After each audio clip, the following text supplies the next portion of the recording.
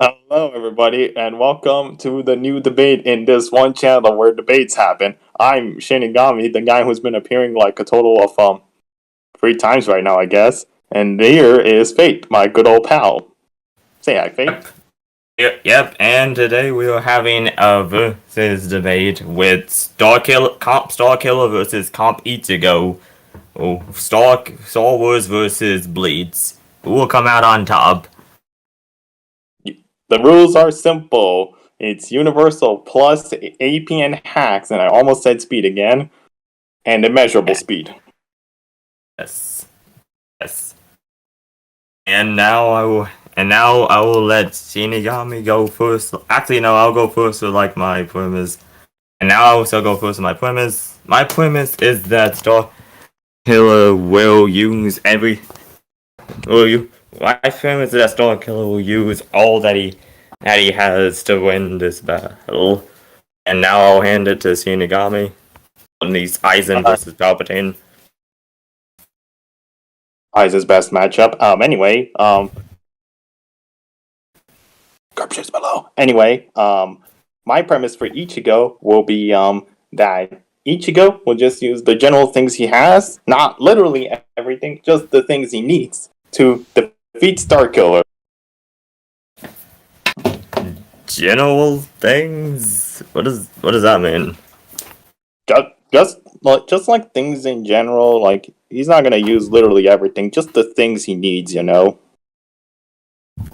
Okay.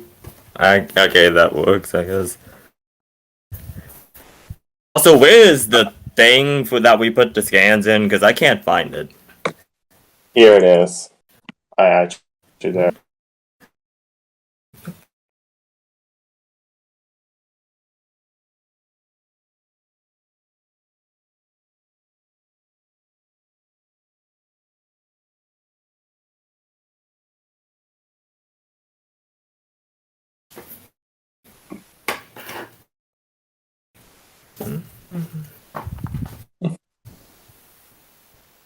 And fuck, drawing like this panel right here is gonna be really difficult.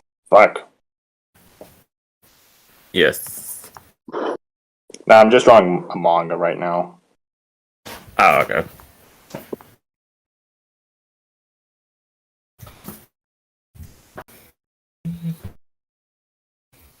Alright, so what's gonna be your AP for Starkiller? Even though I already said that, but I'm gonna ask that anyway. Okay, I guess I'll go first, like with my attack potency. So basically, Starkiller is on. Basically, Starkiller would be AP due to him competing with people that can create force storms. Alright, what is it about that Force Storm anyway? Okay, wait. Let me just put it down real quick.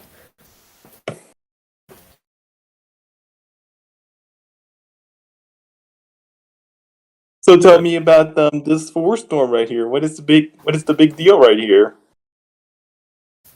Okay, so essentially, what force storms are is where you. Essentially, what force storms are is where you use the force to create to merge hyperspace with real space. Basically, merging a four-dimensional realm with a three-dimensional realm by by holding superiority over hyperspace. Also, let me just get the stuff real quick. Like, I have it all here, but it's kind of a bit scattered. Nah, take your time, take your time. Okay, That just means we'll but make more money. that is true. Yeah, the first one.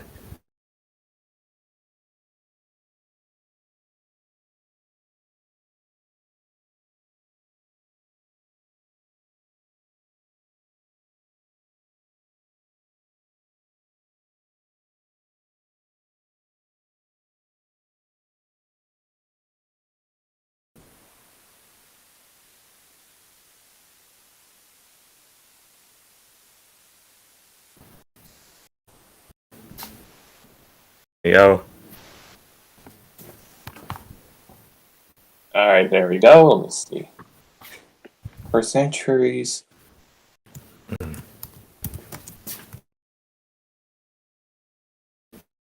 Before.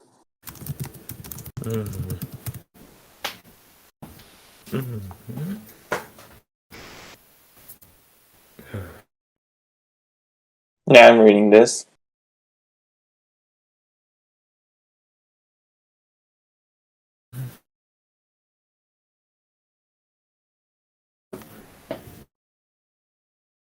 The book of anger.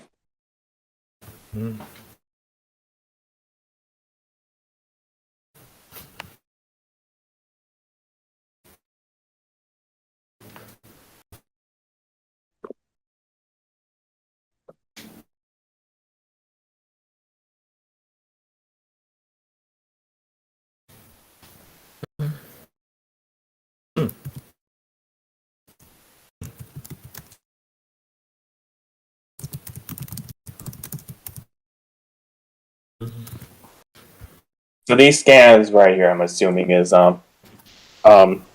stating that it's explaining like what is a force storm, right? I mean, what's a force storm, right? The book of Anger describes like what the Book of Anger does describe what the Force Storm is, and the ones that are on the top and on the bottom explain how hyperspace is a fourth-dimensional realm. I was actually looking for a better one because I think this one actually was a bit more. Well, I'm pretty Okay, sure wait. that. Well, I'm pretty sure by Google definitions alone, what is it? Hyperspace is inherently a higher dimensional plane from our universe, or whatever it is I meant to say.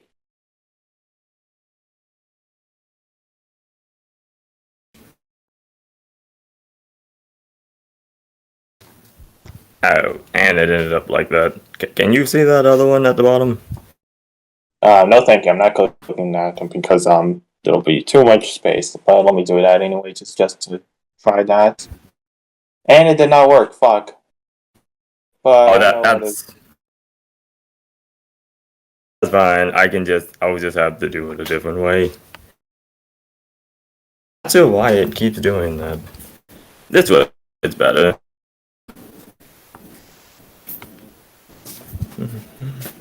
Oh, that one. Hmm. Oh, I see.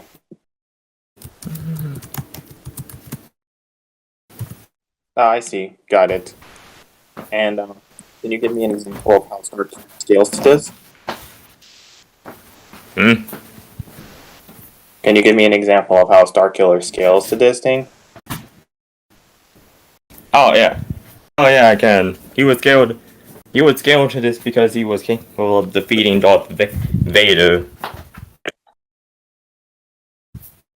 Go on.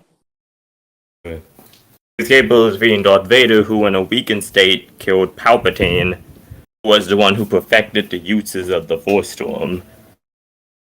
When did Palpatine perfect it? And there's a right there on the left to the Book of Anger. Wait, can you repeat that? Okay, look at the Book of Anger, and you see that text to the left? Yeah. Read it right there, and like it explains like what Palpatine was doing with the Force Storms.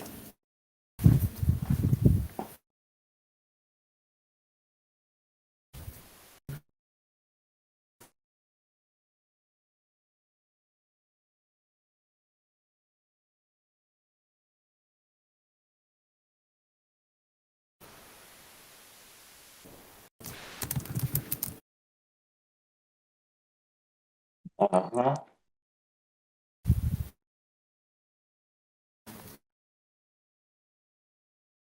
What was like, let me see.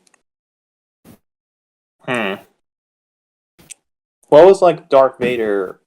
I have a few questions to concern about Starkiller defeating Darth Vader. Since they're using comp, I'm curious. What was like the novel description of their fight? The novel description of the fight? Yeah. I could actually do. I could actually get can actually get that because I think it's here. Hold up, I'll have to scroll down for that though. Alright, alright. What do what do you want? What exactly are you looking for? Like with the novel description of the fight? Just curious because what is it? If I remember correctly, Darth Vader in these phases or whatever, he was having like what these like self internal conflict issues or whatever, edgy teenager stuff. He's having this internal conflict. This is also what obviously caused him to lose against Luke. This is even pointed out in the third movie that he does have conflict, and we know that in Star Wars, mental states can significantly amp or decrease your AP or your stats rather. This has shown how Luke, despite the fact he's been shown to have no chance against Darth Vader, he defeats him in Episode 6 because Vader was both fully mentally nerfed and Luke gained a rage amp. Jedi and Sith also give this massive emphasis on like mental states. And this wasn't shown directly in the games, much like in Episode 6 with Luke versus Vader. But I want to first check the legitimacy of it by like checking the novel descriptions of it first, because that's where it comes from, usually, A novel would usually have more descriptions, but like I want to like go back to like what I heard. Okay, so just to be clear, Vader. So you said like a weakened Vader fought Luke, and then Luke managed to beat him when he got like the dark side. Yeah, yeah, like that. Hmm. Oh, okay. So, okay, let me just get to finding like the novelized one first.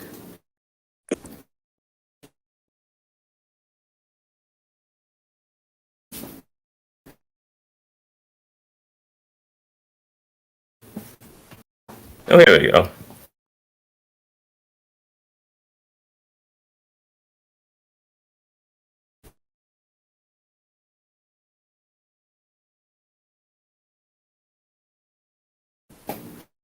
Where's my fucking ruler? Where's my fucking ruler? Why did I throw it away? Hmm. You're in luck. I actually managed to find it. Okay. Let me look through this for like the point that you might be looking for, because it is pretty long. Actually, Alright, never mind. It's take not it. that long. I can just give it to you. Oh,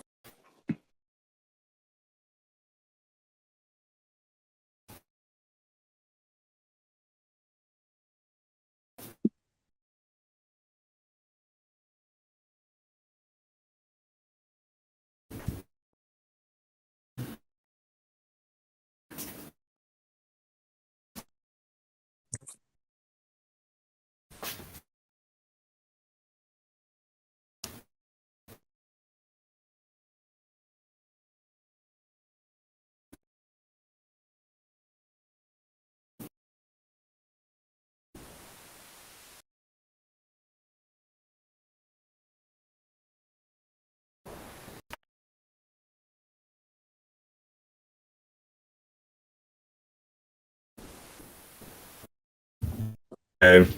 I looked through. Okay, so I did look through the. Wait, what is that? Thing I need? That's the thing. Oh, this is actually the thing I need. Interesting. I don't know why it uploaded like this, but it did. alright. Was it going to Um, expand it real quick? View whole file. Holy shit, this is gonna be massive. The Dark Lord was already moving, the red blade of his lightsaber fluttered into life, casting light shadows across the room. There was no discussion. He offered no threats. Okay, I did like skim through this like before I sent it, and from what I read, there's not really much here saying that he was nerfed while they were fighting.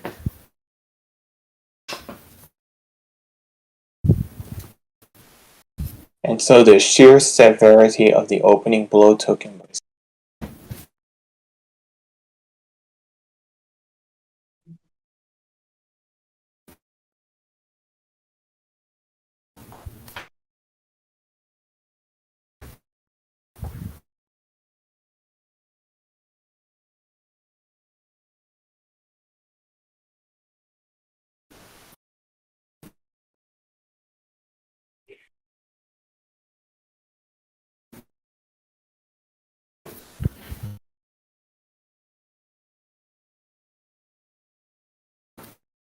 Yeah, I'm just reading this currently.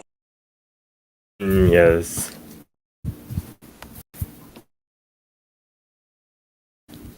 Until this moment, they had never truly fought as equals.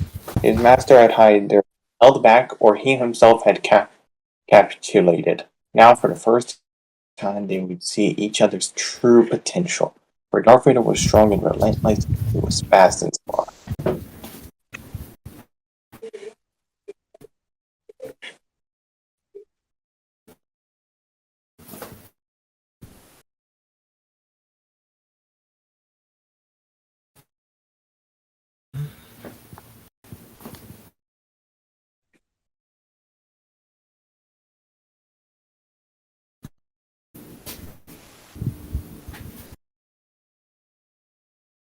Yeah.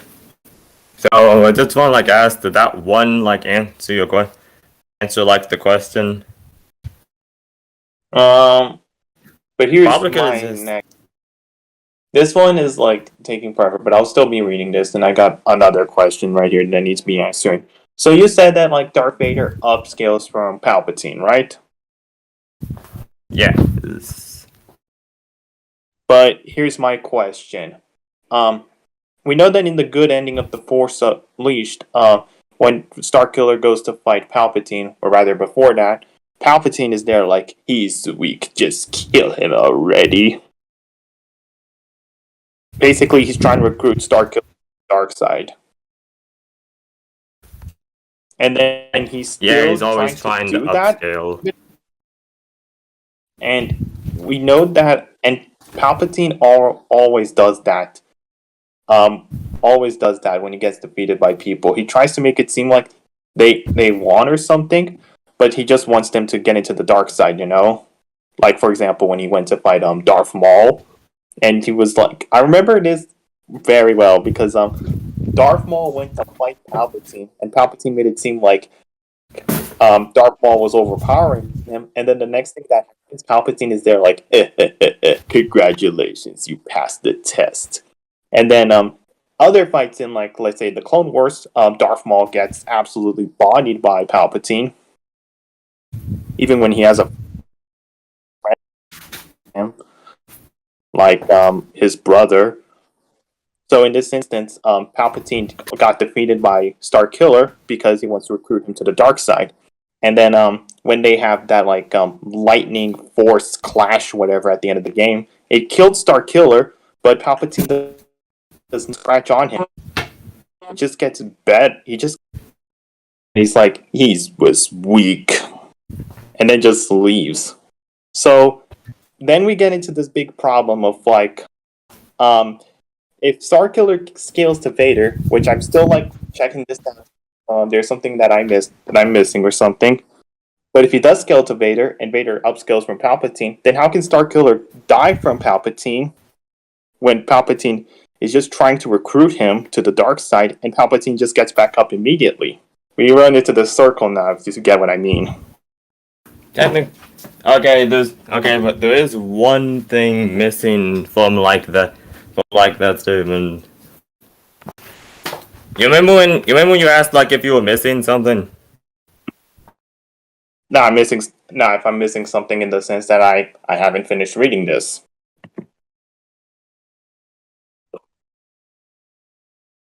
Okay. just that. My main thing is like assuming that that if you said what you said was true, I'm not denying. I'm not gonna make any objective claims so far about this dark part right here. But my main question is: if Starkiller scales to Vader and Vader scales above Palpatine, and Palpatine killed Starkiller, which is how A New Hope even began to begin with in Legend. Shinigami left. Fate wins by auto concession.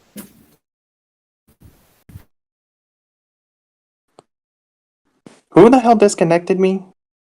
Nothing. Okay, never mind that. Okay, so anyway, I think I get like what you're asking. You're asking that if Galen managed to beat Darth Vader, but then he lost to Sidious, then how does that work? Yeah. Okay. Hmm.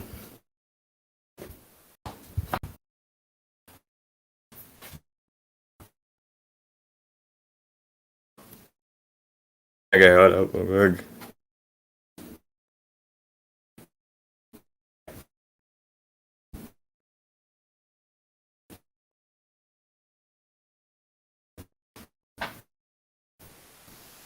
Okay, here we go.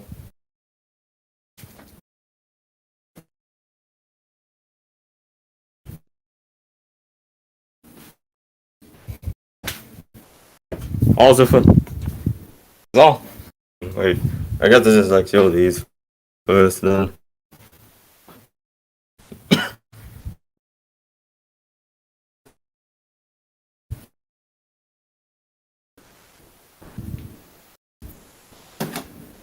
Also, I wanted to, also I thought like I should like talk about before like doing that I wanted to mention like the other thing with Galen dying against Palpatine. Technically, technically he didn't die because of Palpatine's lightning. He died more so because he wasn't ready to unleash the power that he did when he was fighting Palpatine. While he was doing that, he was basically used up all the force that he had within himself, and achieved oneness. But then it was out of balance because of what Palpatine did, and he basically used all of that to push. And he used all. Now continue. Okay, so basically, why he died against Palpatine was simply because they were both. Because while they were both stalemated, Galen was using an ability he didn't have much experience with, which was Force Oneness with the Force. This was Force Oneness. While he was while he was utilizing it to great effect, Palpatine himself is a literal vessel of the dark side. That kind of didn't really go in Galen's favor that well.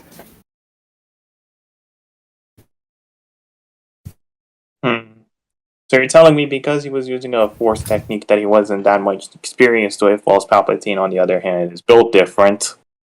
He is the greatest Sith in the history of Star Wars, so that's technically Galen he did go on to get better with the technique, but that was after like his original body died. Wait, so if he got better after he died? Oh wait, yeah, no. Oh yeah, Starkiller you're referring to.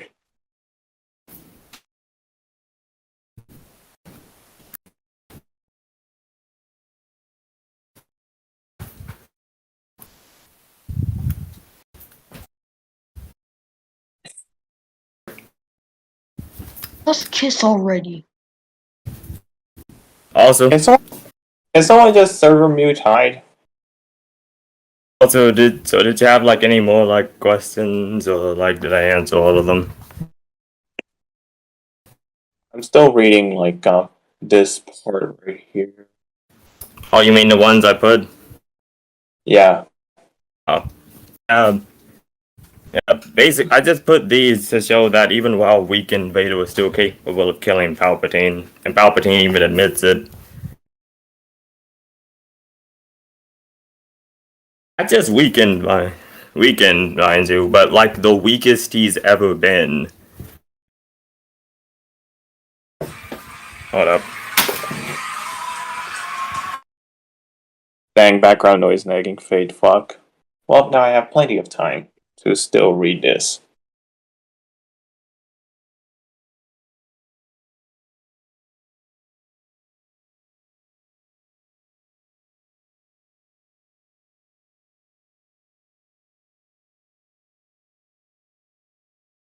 Oh wait, there is something.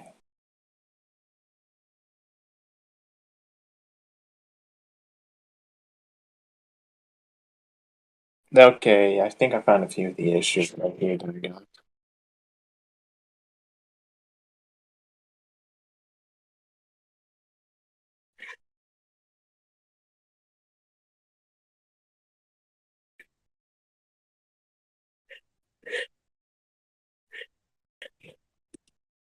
Fate, you're back.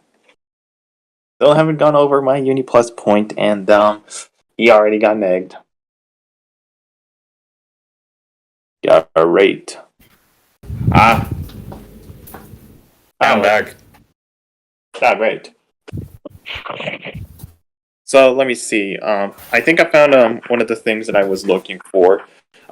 They say a few times in the novel that Starkiller is trying to do things like um, break Vader's concentration, psychologically manipulating. Like, oh, so you tried to raise me like.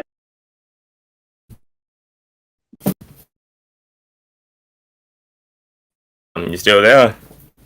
And then at some other point in the fight. Wait, dude, hold up. You're glitching now.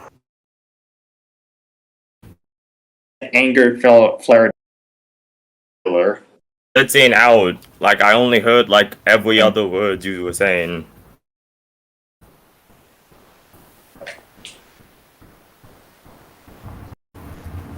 What?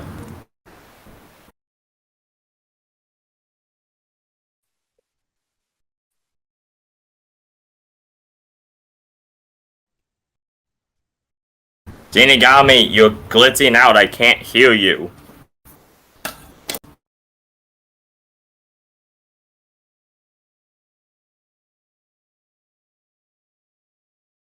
Shinigami left. That's an auto concession. Fate wins. GG's.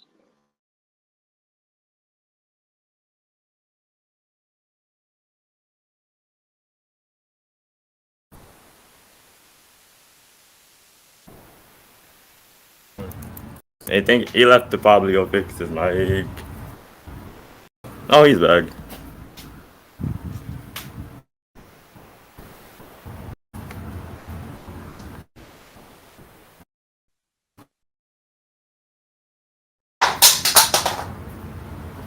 Can you hear me now, Fate? Can hear you good.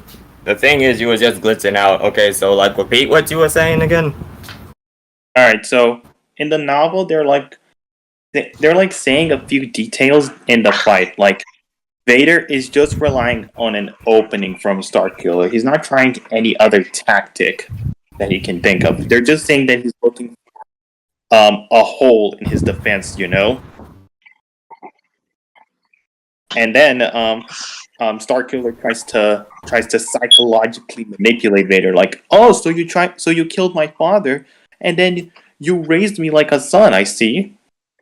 And then at some other point in the novel, they say that Starkiller he had anger flared up in him, which would signify that he has a mental rage amp, which once again, as I previously stated, it amps or nerfs Jedi and Sith in an encounter. Once again, that's how Luke defeated Vader.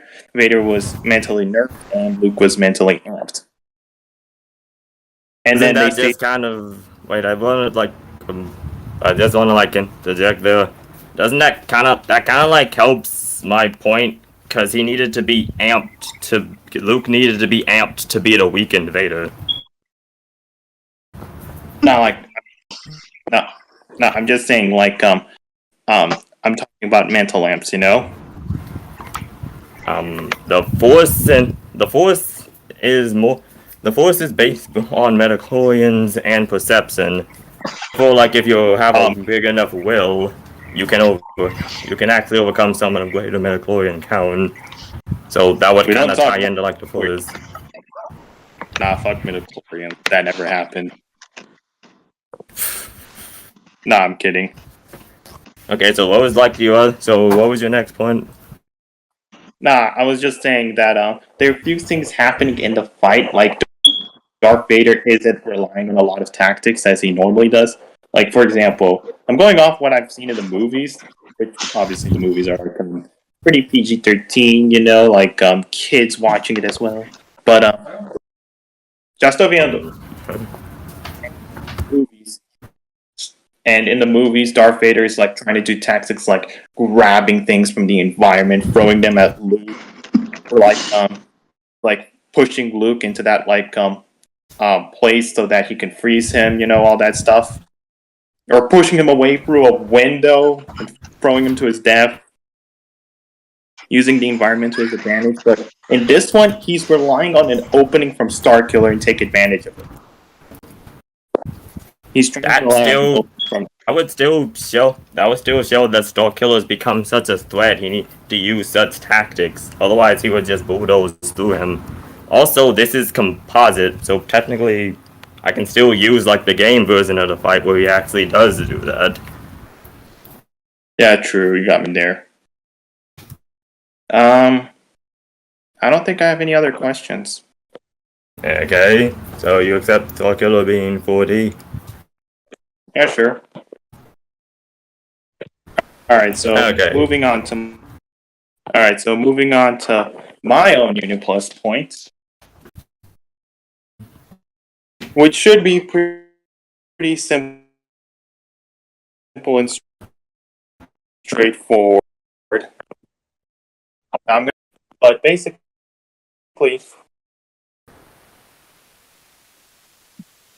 the Garganta is what is stated to basically make up the entire Bleach cosmology.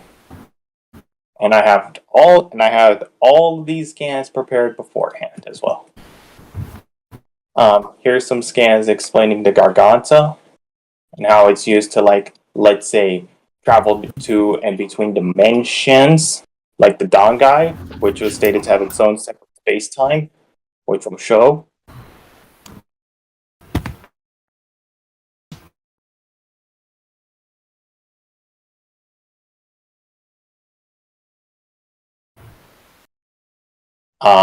Let me grab the scan that says that the Dangai has its own separate flow of time and space. Let me see. I should have it right here.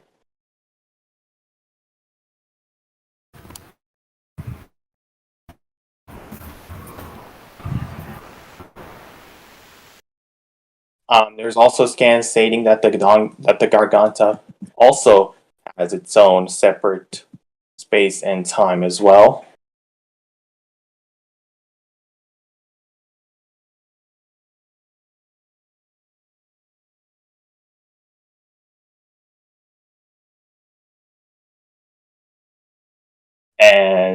And also there's a statement saying that Ganta is infinite in size. And give me a moment, I'm going to grab that as well. It's a lot of scans, yeah, I know.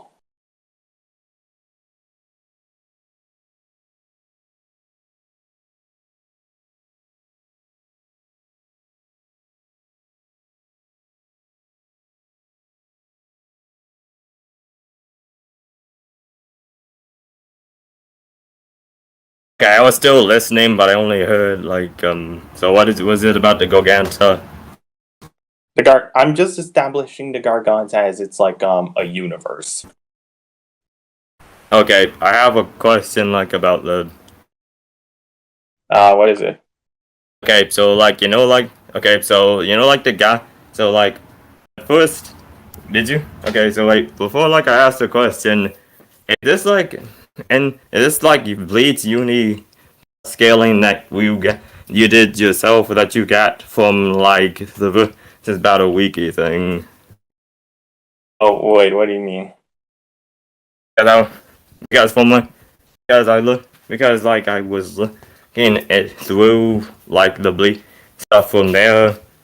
And I heard like that the guy that came up with Uni plus Bleach no longer like believed in like his scaling. I think he does that sometimes. I think he did that sometimes as a joke, but why are you mentioning him? I was just saying like if he doesn't like believe in like the scaling, then would the scaling still be valid?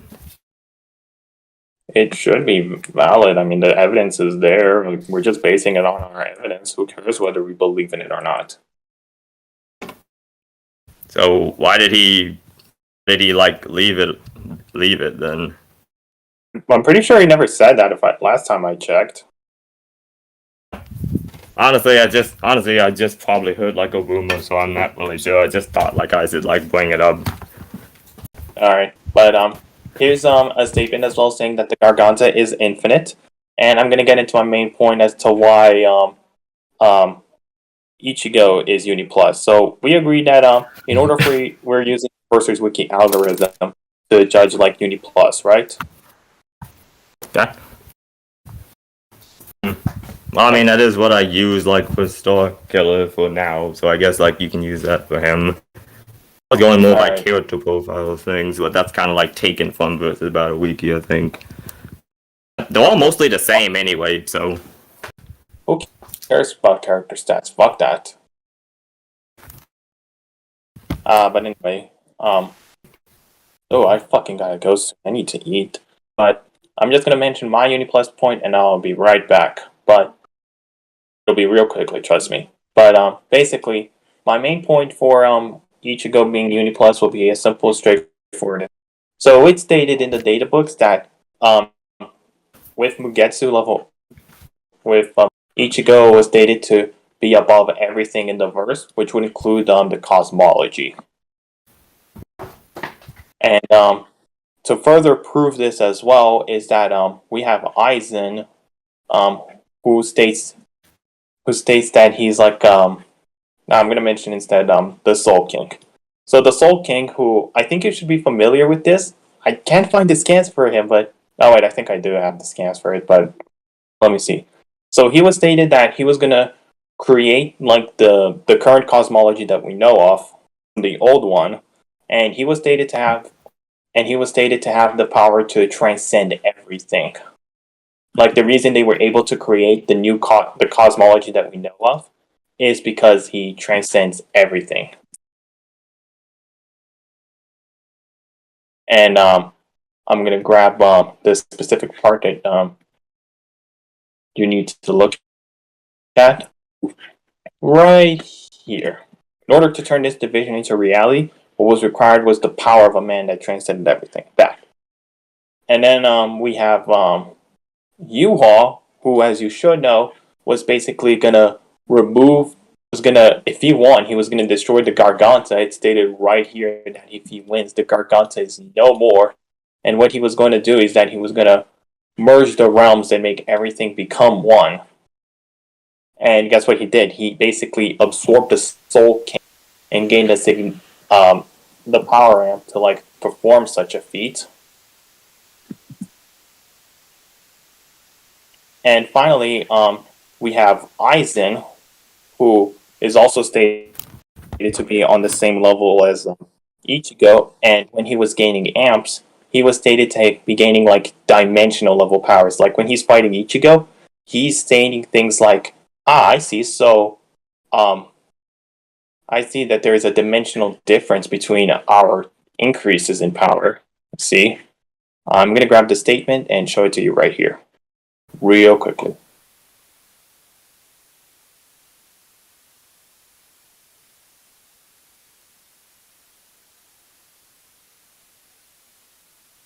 And guess what else Aizen has, just to further prove the point?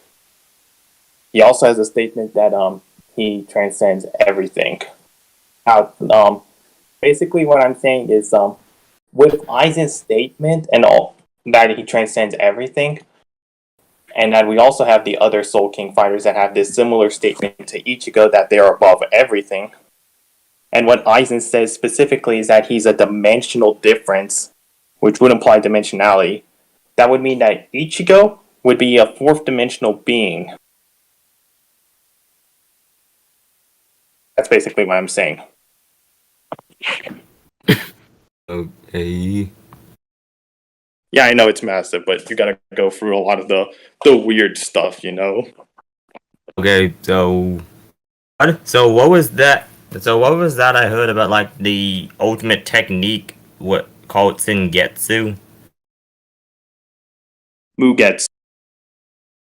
Oh man, no, like Sengetsu, because you put one here that says the ultimate technique in which the user becomes Sengetsu. Oh, it's just What is? like what it's basically, think of it as like what like the form is to Ichigo. Like a Zanpakuto spirit is basically a sword with a sentient spirit. It basically represents the Shinigami. And as you see through the series, characters like White and Zangetsu want to help Ichigo. They understand his feelings and thoughts because they are him. And then the amps that Ichigo and Aizen obtain, where they're becoming one with their Zanpakutos, is literally them becoming one with it.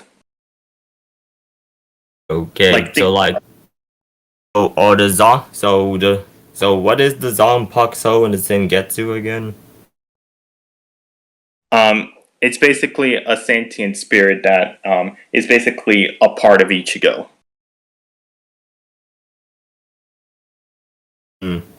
Sentient spirit. I can show you the scans of a Zanpakuto. So the spirit is like, so basically they're like spirits that can give him like this fourth dimensional amp. I'll show you the scans. And I seriously keep going to dinner because the timing is so fucking inconvenient. Like you can kind of like hold it off.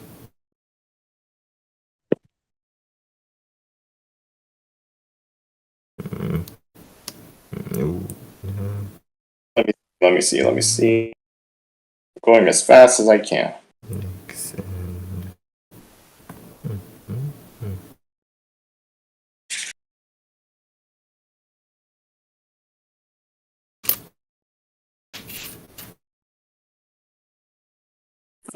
All right, I found a scan that from the databooks that explain what a Zanpakuto is.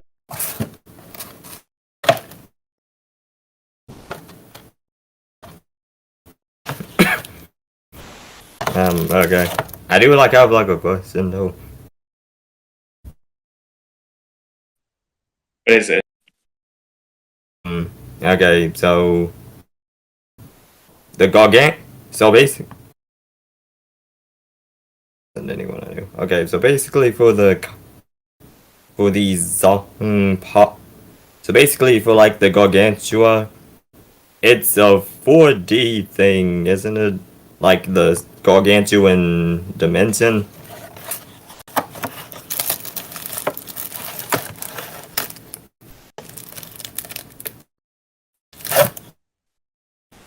I can't hear you. I can hear you now. Basically, no, it's not. It's, what is basically like the universe, you know? What is basically the universe in Bleach? It does not like transcend, like it does not like. How do I put it like this? It's not like, let's say, the hyperspace example. Think of it as like in this instance, the Star Wars universe that we know of is basically what the Garganta is. It's not like the hyperspace.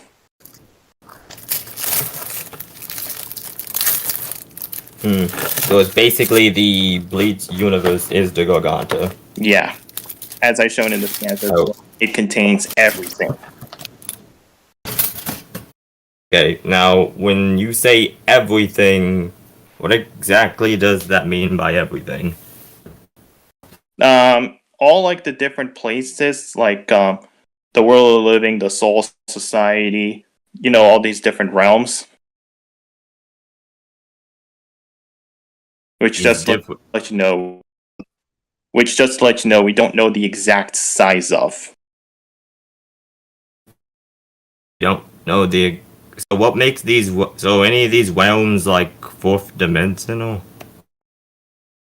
No, I just told you. If the Garganta contains everything, and think of it as like the Star Wars universe that we know of, it's not the hyperspace. Not the hyperspace, just the normal universe that we know of in Star Wars, like just to give you an analogy. Oh, I get it. So like it's the normal universe, but Ichigo transcends it on a dimensional level. Yes. Now do you get it?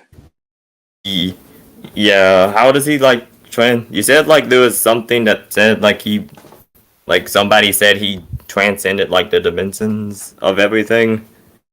I think I found it.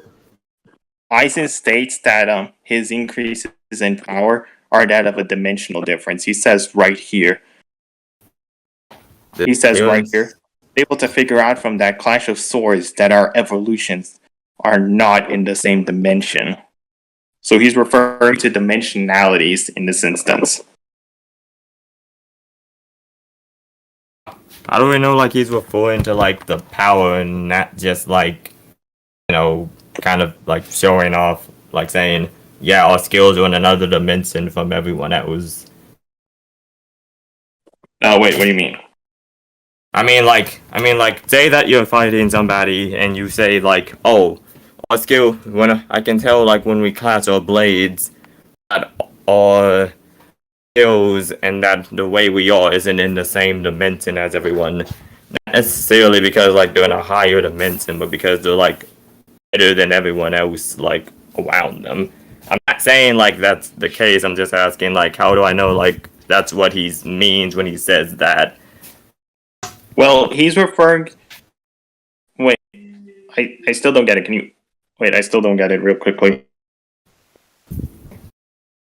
Okay. Wait. Let me be a bit more clear. One more. Wait. Did you hear it or do you like want me to like clarify it again? Brain fart. I got a brain fart. Okay. Okay. So I will just like say it again. Basically, what I mean by this is that when he says like we have like when he says that we're in like a completely different dimension, how do I know like that when he's saying that he's not like being like metaphorical, like in the sense of oh our skills and our strength are in another dimension, like they're just stronger in everyone, but like they haven't really transcended like dimensions.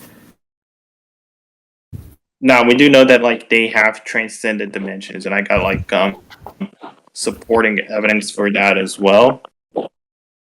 Let me see. Wait, I think I know where we're trying to go with this. So you're asking basically, how did they know that he's not being metaphorical? Yeah, that's like what I mean. Yes. Okay. So we know that he's not being like metaphorical with this. For one, when he was fighting Ishin and Kisuke, they state things like, that's odd. When I clash blades with him, it's like something is not there. Only the person within the same realm of power as Aizen can like perceive him.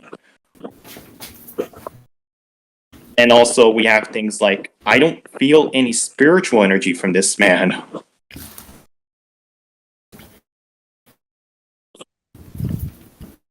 Are there techniques in Bleach where they can hide their energy? Why would you think that? No, I mean, like, I was asking because, like, usually, like, when there's, like, an energy factor in a series, they have ways to, like, get around it and negate it, such as hiding your presence or lowering your key signature. So I was just asking, like, if there were any abilities in Bleach that are like that Aizen could possibly have been using. I was just, like, asking if there were any like that.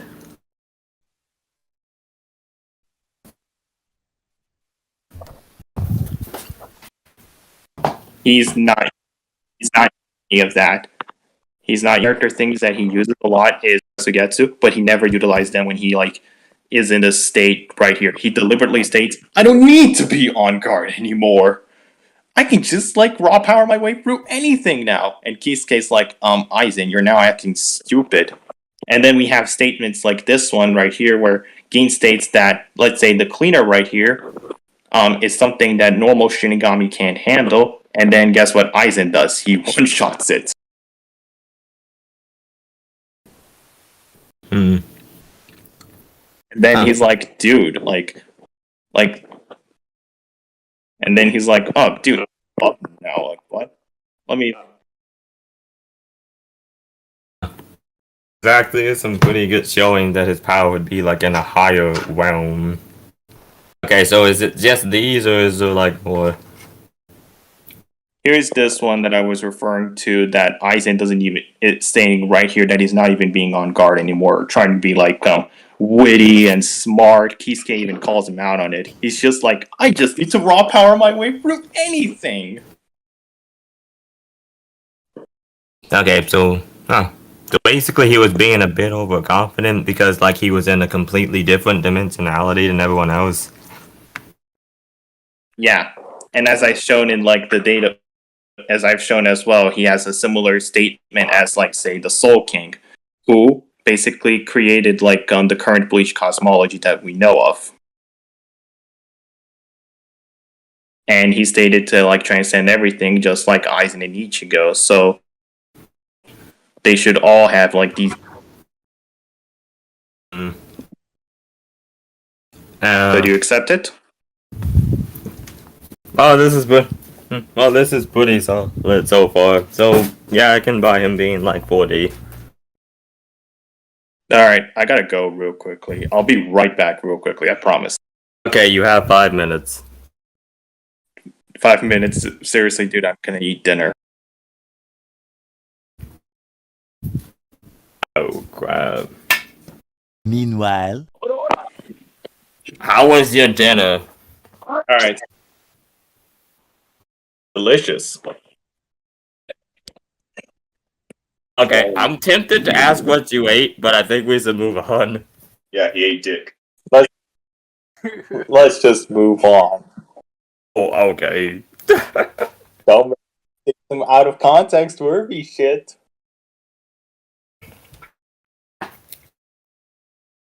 Now, anyway, let's continue with your measurable speed point. I went first last time, so you can like go first this time. All right.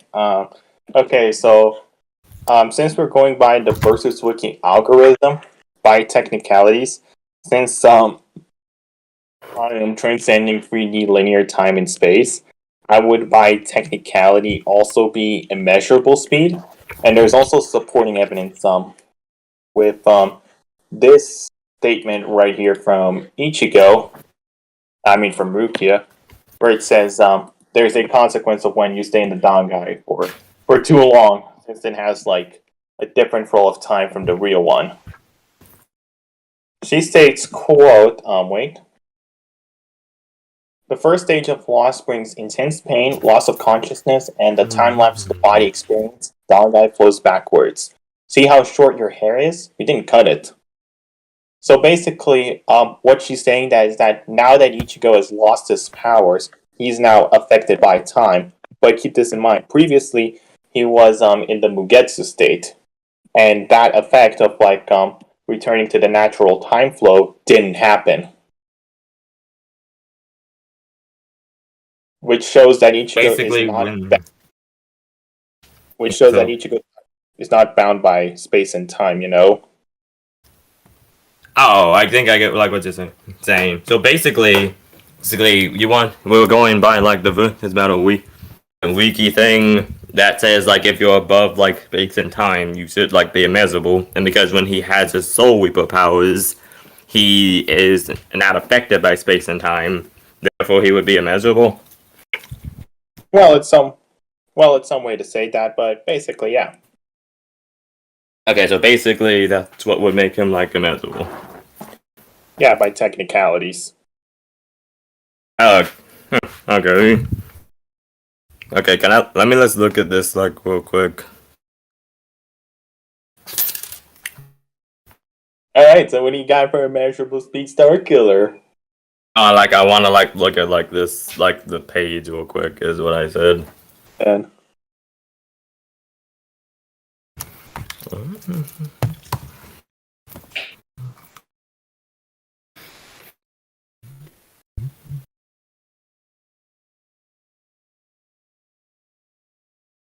no, I'm sorry, I burped. Pardon me. Hey wait, this is Wukio, right? Yeah, this is Rukia. Okay, so he says like and then in the time lapse the body experience in the Dangai flows backwards. Does that mean like he's aging backwards? Now, like, he spent 3 months in the Dangai. It's weird, but like he like stayed in the Dangai for 3 months straight training. And then now that he's lost his Soul Reaper powers, now his body like aged backwards like before, he entered the Dangai. That is how Ichigo's hair grew shorter. Okay, so like went to the Don guy and time didn't affect him. Then he lost his powers and he went home and time is working on him backwards. Not like he trained in the Don guy. He gained this Mugetsu amp, and he wasn't affected by time. Then by the time he lost his powers, that's when time is affecting him.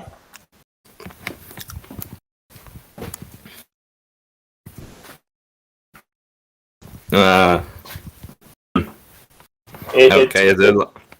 It's weird, I know. It is weird, but like I get like what you were basically saying. So is it because he was in the Dawn guy that this is happening, or more so because he lost his powers? He was in the Don guy first, trained in there for 3 months straight. Then he gained the Mugetsu stamp. 8. Time wasn't affecting him whatsoever. And then when he lost his powers, that's when the flow of time that is now naturally affecting him.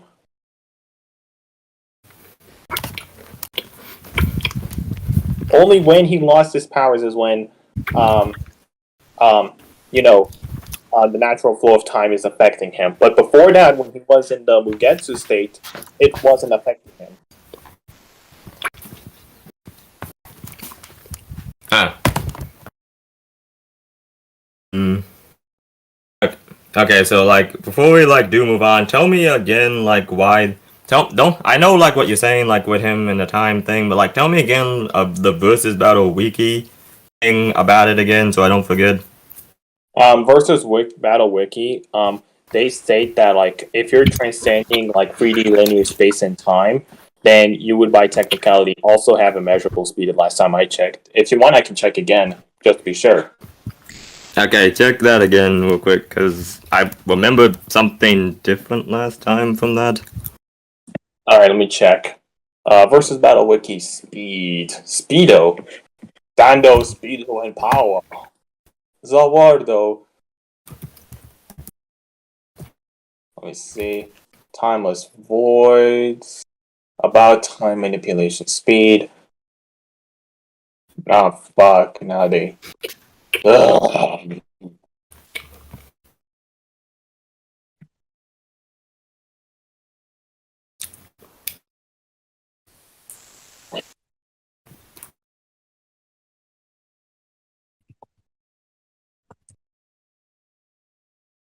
And I can't spell measurable speed for shit.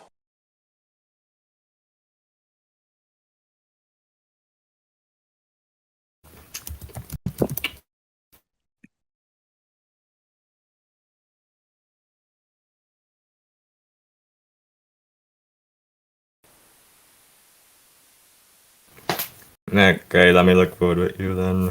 Let me check. Measurable speed, movement beyond linear time. This is why speed cannot be measured, given that speed equals distance over time. If t is undefined, the speed formula cannot be applied. This is the same reason why multiple temporal dimensions also grant its measurable speed. For further evidence, see the further explanation section below. Okay, could you like paste that there? Sure. One quick second, right here. Yep, it's basically as I thought. If you're like above 3D linear space and time, you would by technicality also be measurable speed. Huh. It's as I thought. Okay. Okay, well, good cards. Okay, so I guess I'll like accept that one. Over. Okay, so like I guess I'll like accept that like explanation.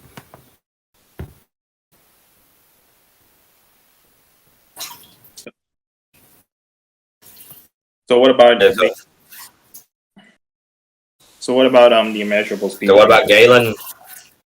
Yeah. Well, okay. Well, since I've shown that like the force is already above like your time, I'm just going to use the same technicality to say Galen is immeasurable. You don't have any sort of like supporting evidence like what I had?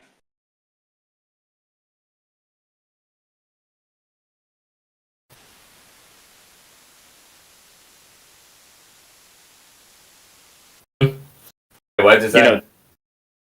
I'm not sure if what I said is good or not, but what I was basically asking is if you have like any supporting evidence to suggest that.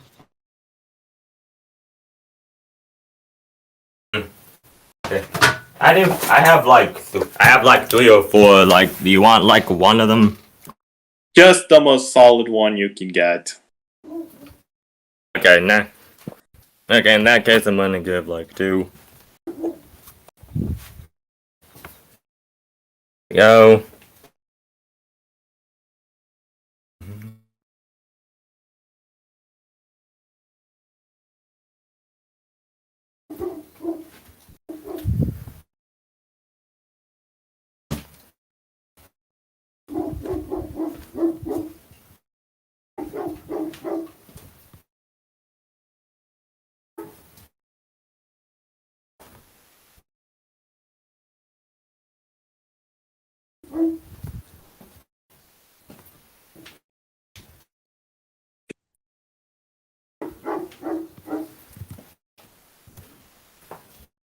Okay, so basically Ow. this one said, "Oh, what happened? I for some reason punched my scar. How do you manage to punch yourself?" Dude, I do that a lot. Force of habit. I have no idea how many times that's happened to me. Okay, so anyway, with this what dot Revan shows here is how like the Force has dominion over space and time via using it to create a rift and time travel. Flung him through a time and place he's removed from Almas.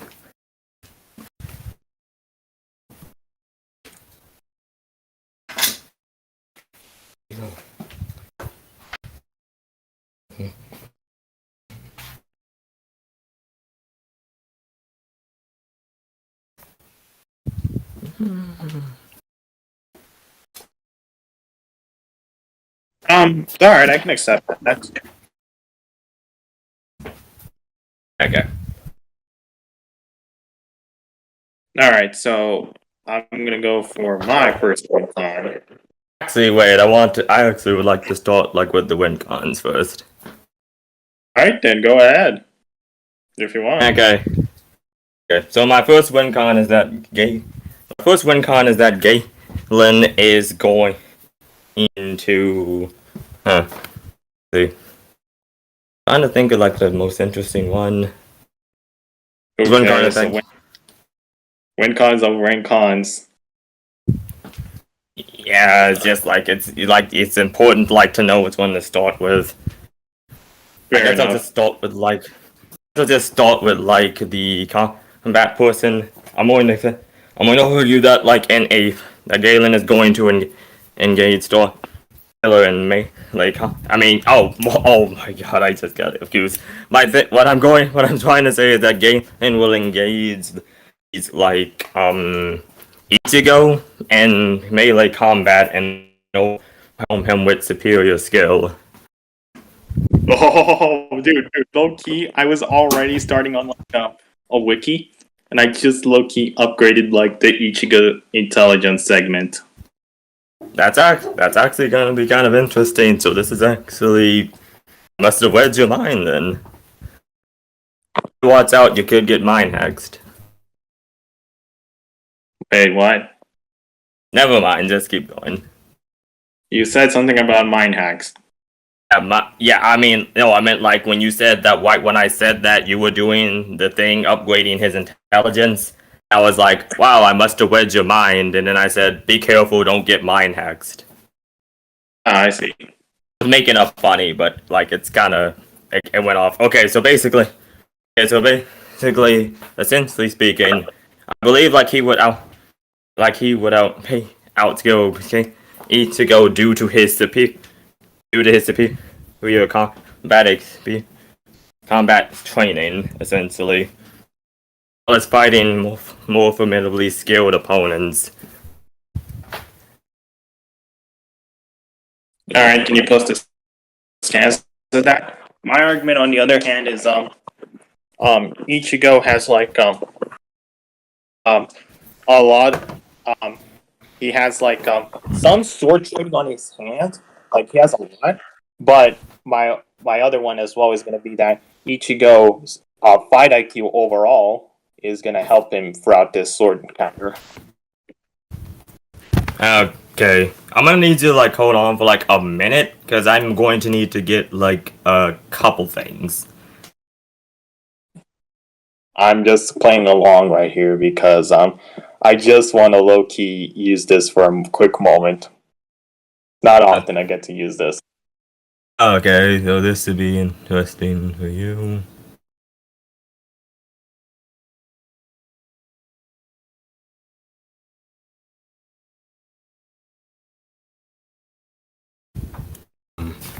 Not yet.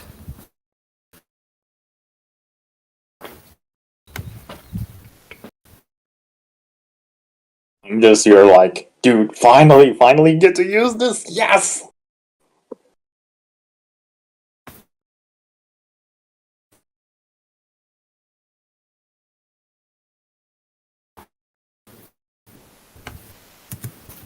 Okay. I know this is okay. This is going to just take 1 minute because there's a lot to go through.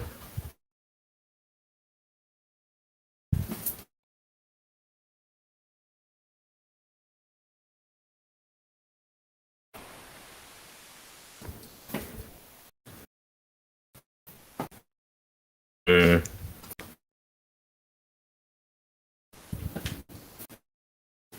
Okay, I'm gonna start. Wow, where is it?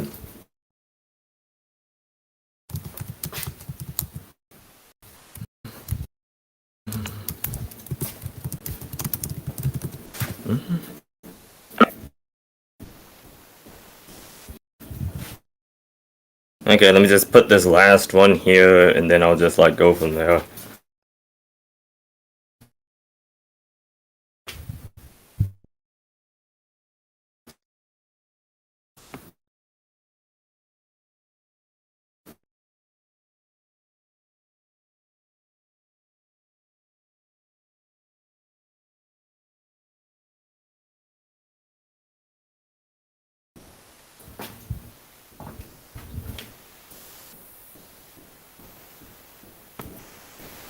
Huh?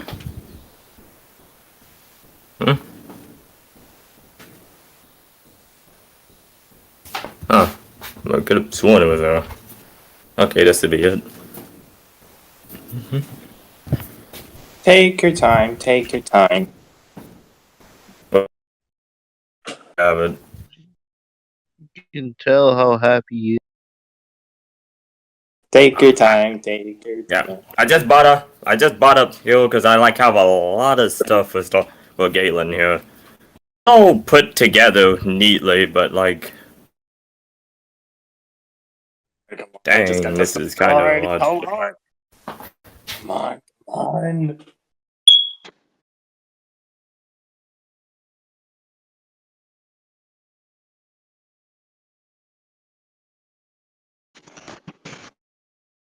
Okay, that should be it. Order. Okay, here we go. Okay, this is just like the base level, essentially. Okay, so let me just explain like what all this is.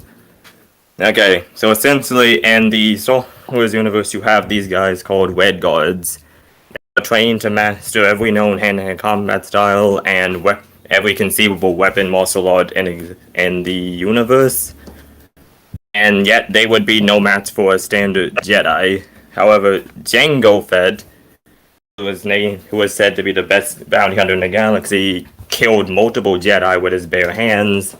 And then Obi-Wan, without his lightsaber, was so much of a threat that Jango needed to reassess everything he was doing just to stay alive.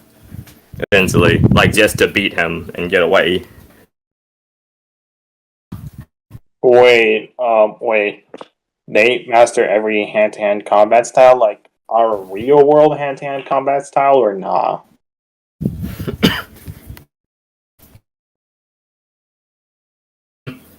What was that?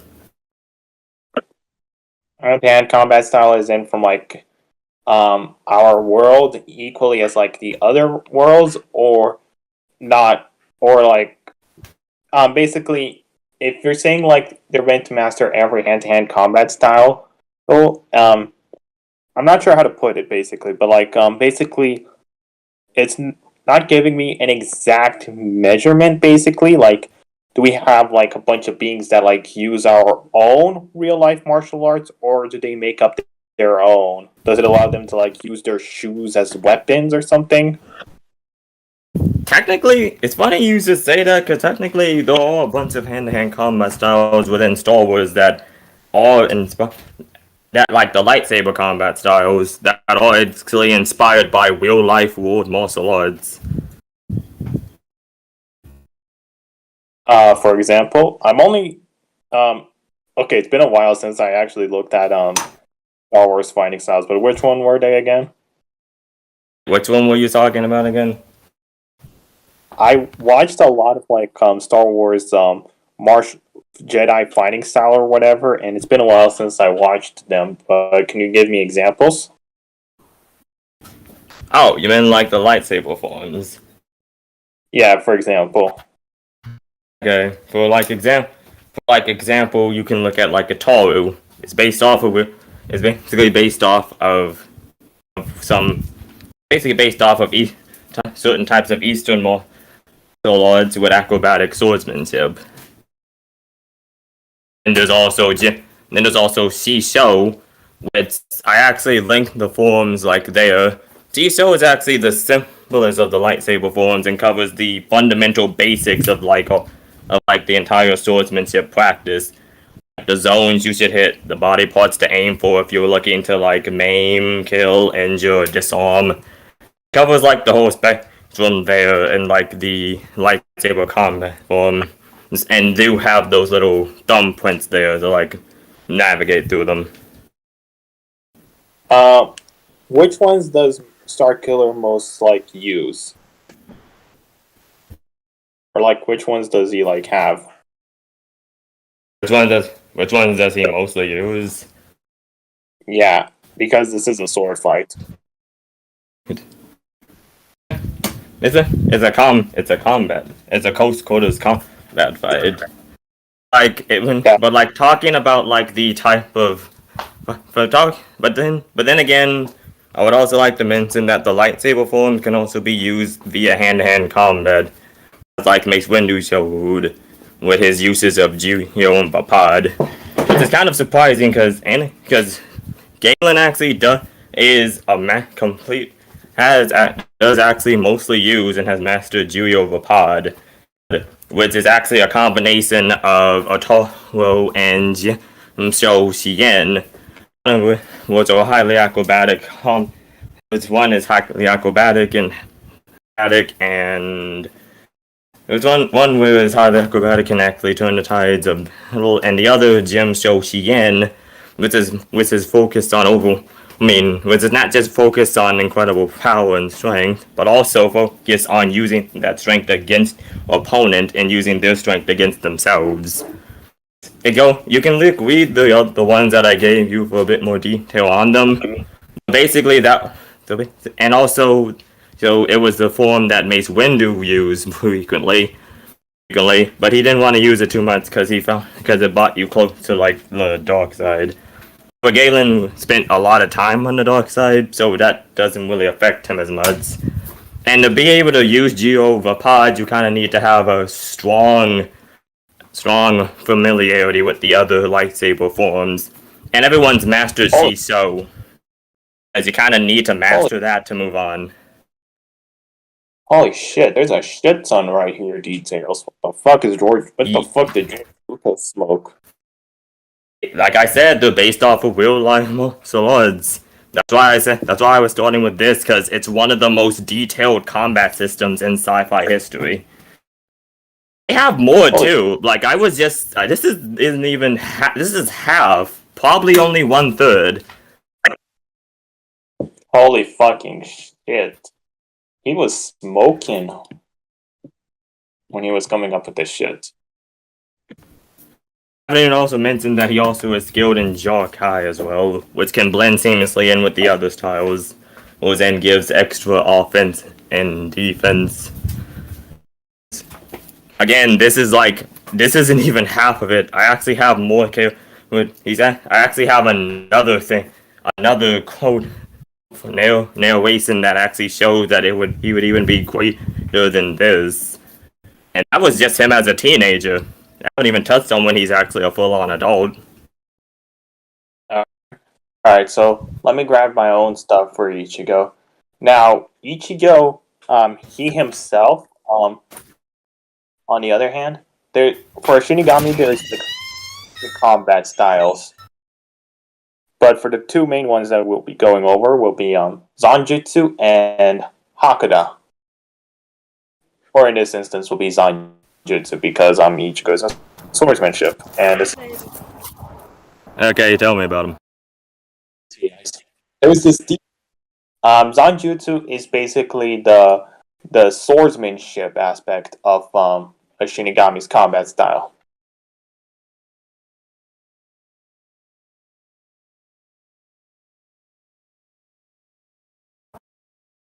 Yeah, I was talking to somebody.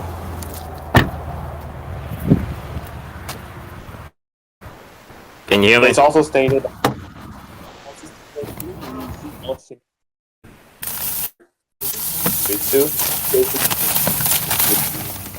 that at least master this one style. And it's also stated. Let me see. It's also.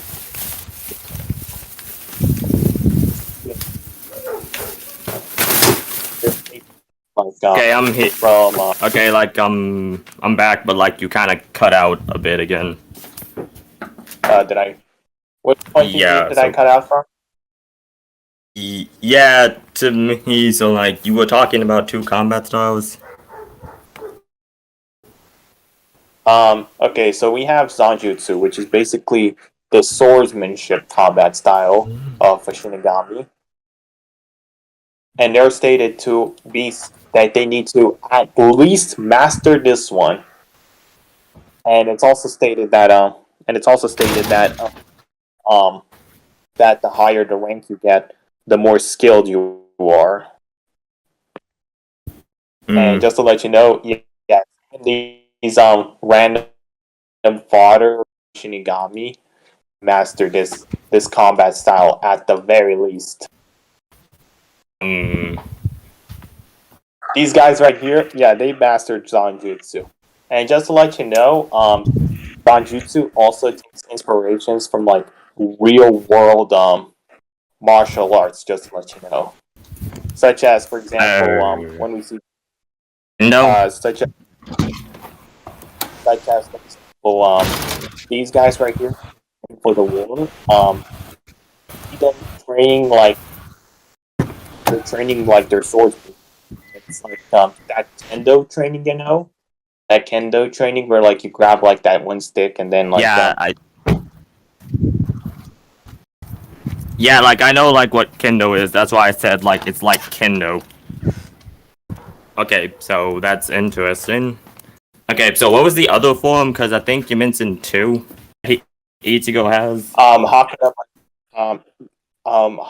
but this is a sword fight, so I decided to go more over Zanjutsu.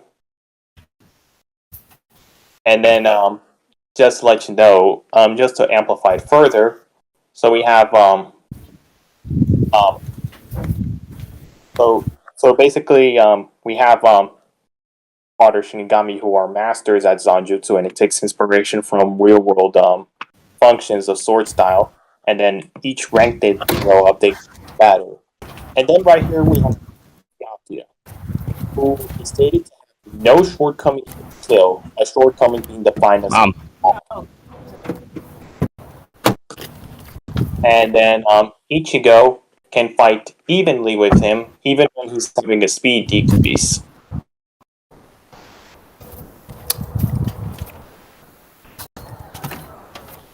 Give me a moment.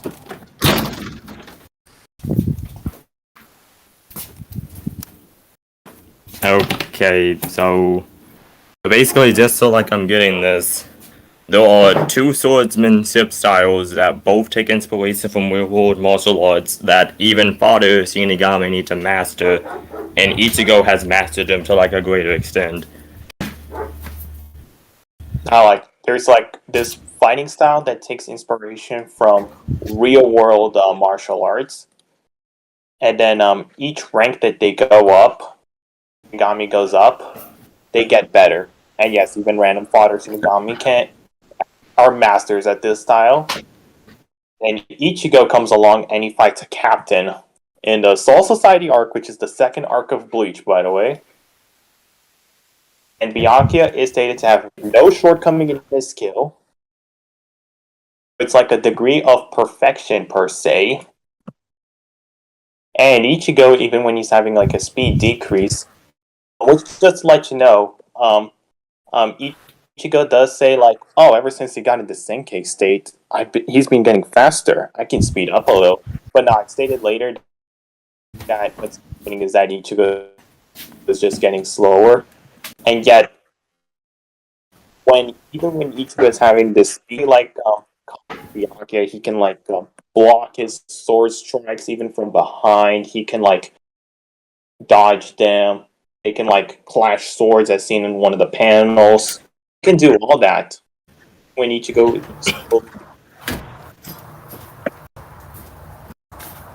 Okay, so so basically, just to make this a bit shorter, how does this help him exactly? Because most of like what I heard can just be applied to Starkiller to a greater degree.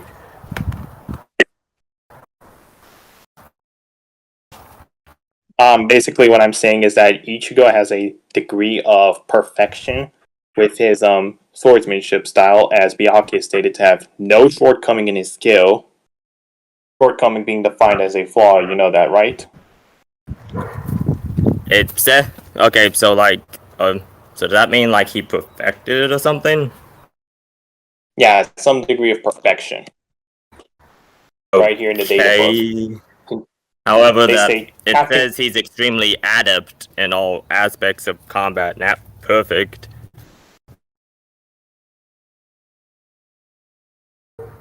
Wait, why would that like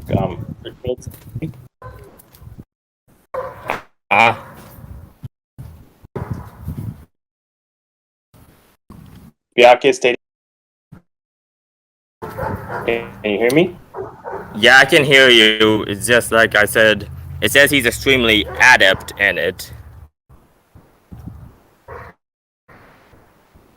And then they state that he has no shortcomings in his skills, so some degree of perfection.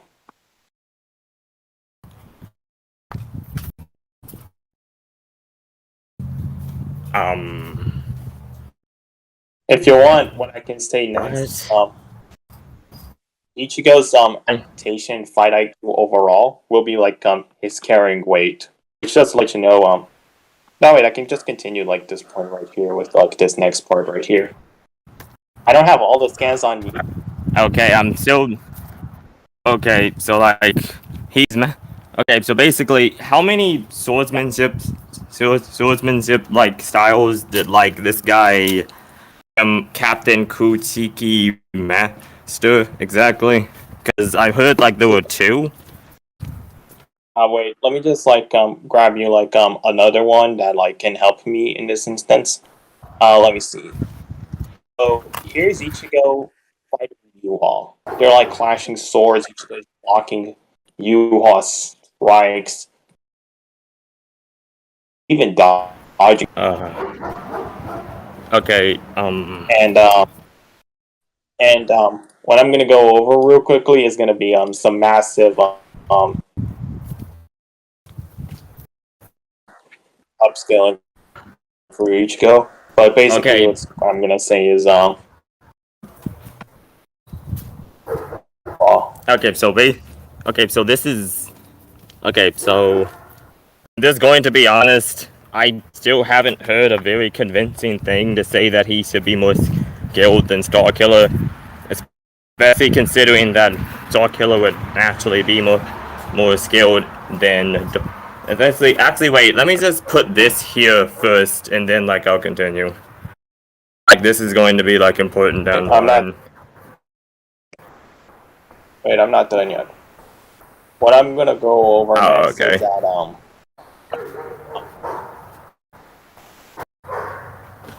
what Yuha, like his main thing, what he has is that whenever someone dies, someone who interacted with a Quincy or touched Yuha, whenever they die, Yuha gains their power, and not just that, he gains their experience as well.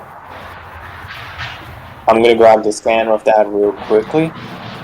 No, it wasn't that. It was like somewhere right here. Let me see. No, it wasn't. I went too far.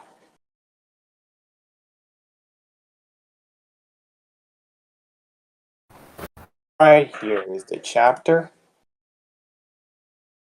I'm gonna send you this link. Instead, so we can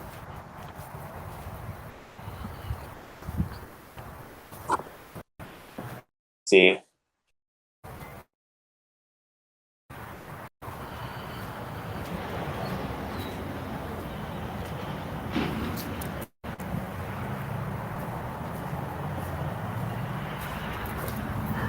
Let me see. Here's like the origins of you.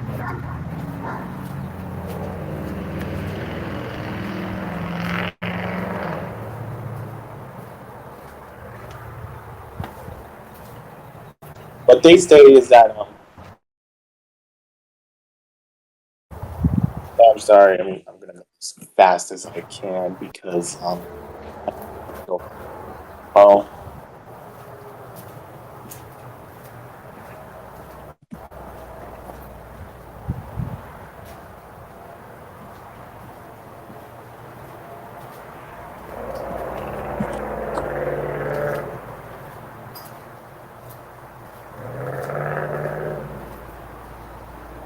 What the fuck is happening in the background? What do you mean? Am I back on yours? What's happening in the background?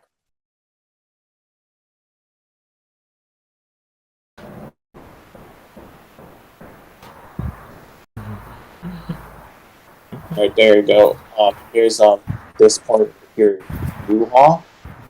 And they also state in like in the same chapter that anybody who's touched U-Haul see now they're upon death, their souls will immediately go to U-Haul. And just to let you know, Unohana was around Ichigo, and Ichigo is a Quincy.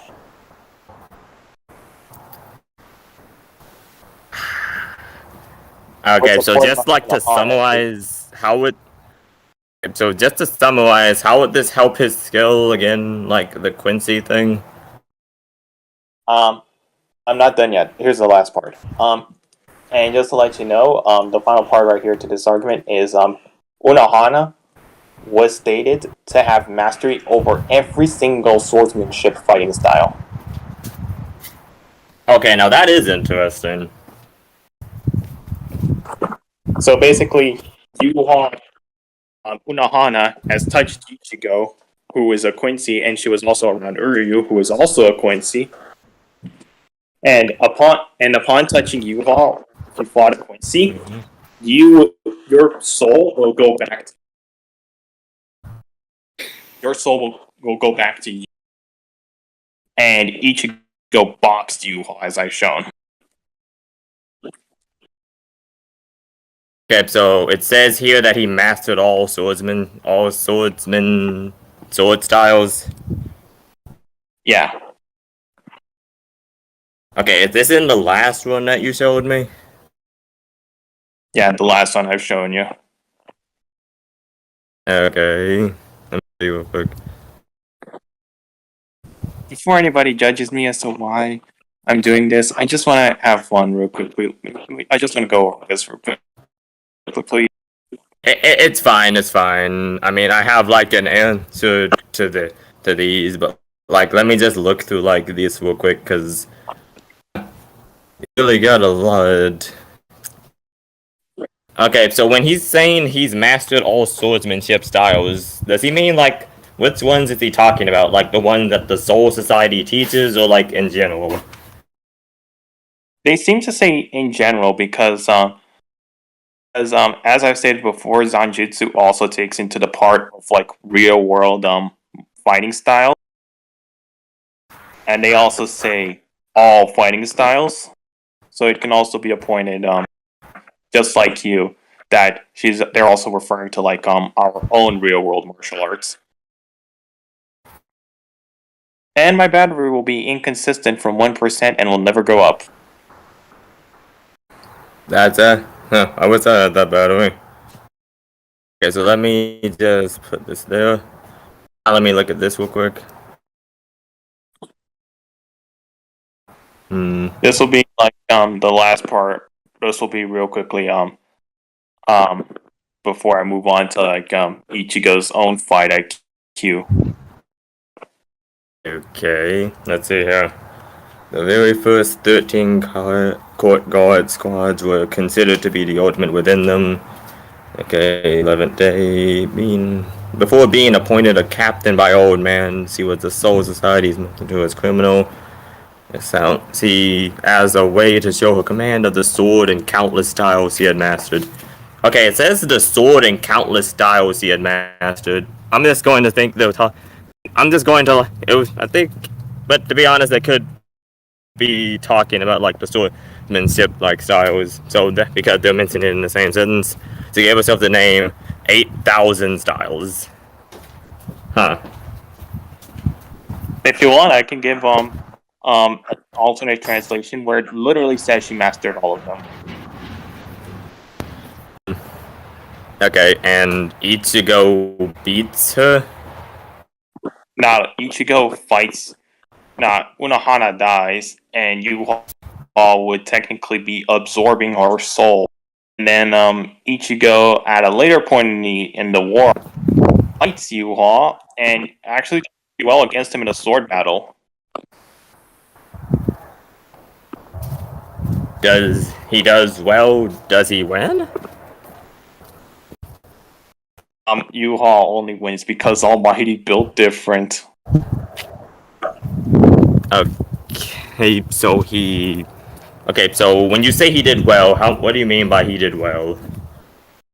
He's like clashing swords with Yuha. They're like blocking attacks from each other. They're Ichigo even dodges some of Yuha's attacks.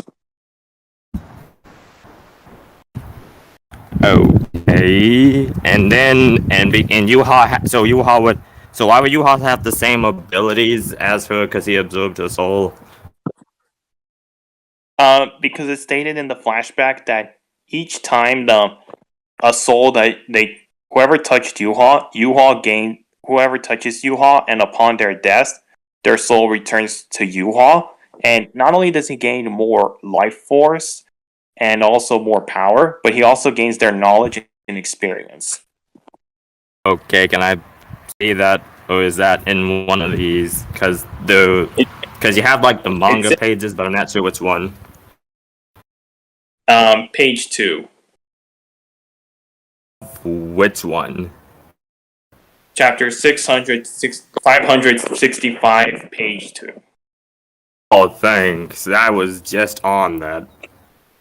That was close, because I thought I was going to have... Okay, never mind. Let's just look through this. These are bulleted, right? Like, I don't have to, like, go through these, do I? Oh, no, it's here. The people around him treat him like a treasure because they realize touching him parts they were missing.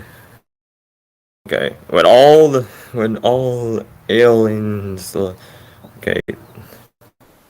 What the child had with the power to impart his soul. His soul would be bestowed whenever he was touched. Wounds were healing, and not as they gained ability, they'd acquired talents that blossomed all of it, were ingrained in the pieces of the child's soul given to them. And okay, so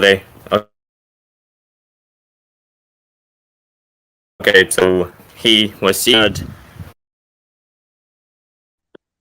You're cutting out. Okay, what I meant is, was she in this village, like, when he was, like, doing this healing thing? No, they state in like the next pages that I've shown is that if you fight a Quincy or touch Yuha, your soul will go directly to Yuha. And Unahana, as if you want, I can show this, but she healed Uryu most likely, and he's a Quincy, and she also healed Ichigo, who is also a Quincy.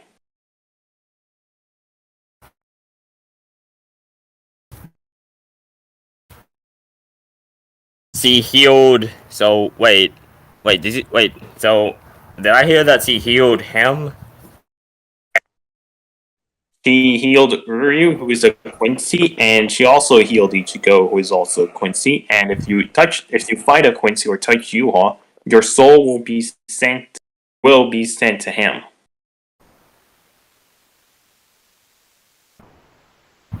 Which, by the way, imagine like this: you touch your opponent, and then when you die, he'll just come back to life. That would be kind of funny.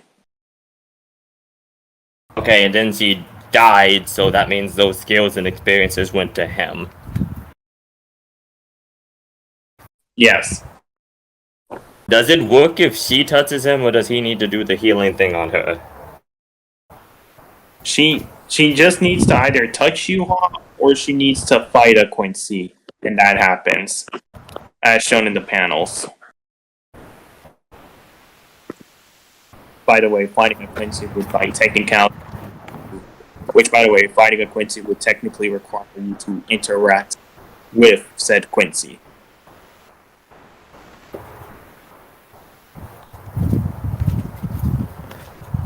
Does the sword Also- was he using a sword when she was fighting them?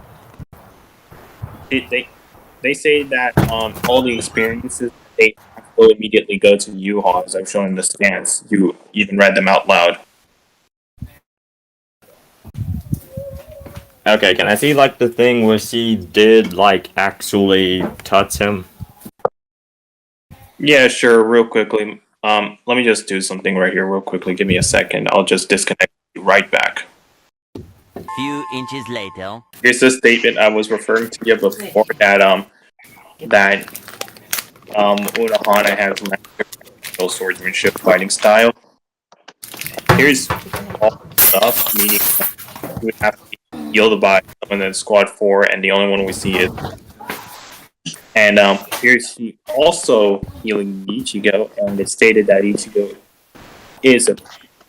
They're like, oh, they're like, they say like it cannot capture Quincy, and they also say your mother, as in Ichigo's mother, as in like what is it? And then Ichigo has to go all through all this arc about discovering his backstory and stuff like that.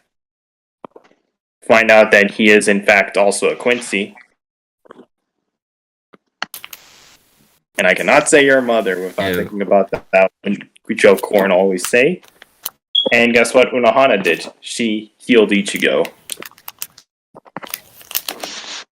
I thought the powers only worked like if that other guy healed them. No, you either have to touch Yuha or you need to fight in order to do that. And what Hashimoff also said in the same scan where he says that is the pieces of His Majesty's soul is like already spread across the Serite. And who changed my name to the most like cap thing ever? I jerk off to Ruki. Okay, so basically from what I'm hearing, Ichigo managed to like fight well against this guy that got these skills from being healed by a Quincy woman that mastered around 8,000 types of swordsmanship styles. Corn, can you ban Hyde real quickly? Man, everybody Focus hates on the debate. Kai. Just focus on the debate. Alright. Okay, so Yeah. Shinigami, did like I get that right, like with the summarization? Hide, mute, man. Oh shit, I didn't notice. Okay, so like just to let me summarize this one last time. Ichigo managed to fight well against this guy that got healed by this Quincy lady that had mastered over 8,000 forms of swordsmanship. Well, it's that to some degree, but yeah, you could say it like that. But my whole thing is like, Ichigo fight Yuha. If you touch Yuha or fight me, you or interact with Quincy, well, upon death, your soul goes to Yuha. Unohana healed through you and Ichigo, both of whom are Quincy, and she has mastered 8,000 different styles of swordsmanship. And there's a blatant scan saying so. Oh, hey. Okay, so basically here's my answer to like that. And this is only a part of it. Hold up, I'm going to need to read like some of this too.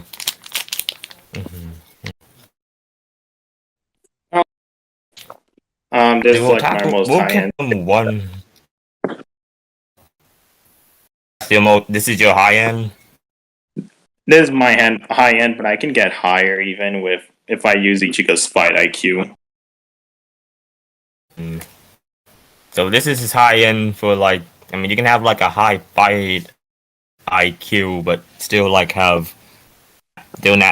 be as skilled as like you can be a high spectator with a high fight IQ, but that doesn't necessarily translate into like skill all the time. It can, but that's not, you know what I mean.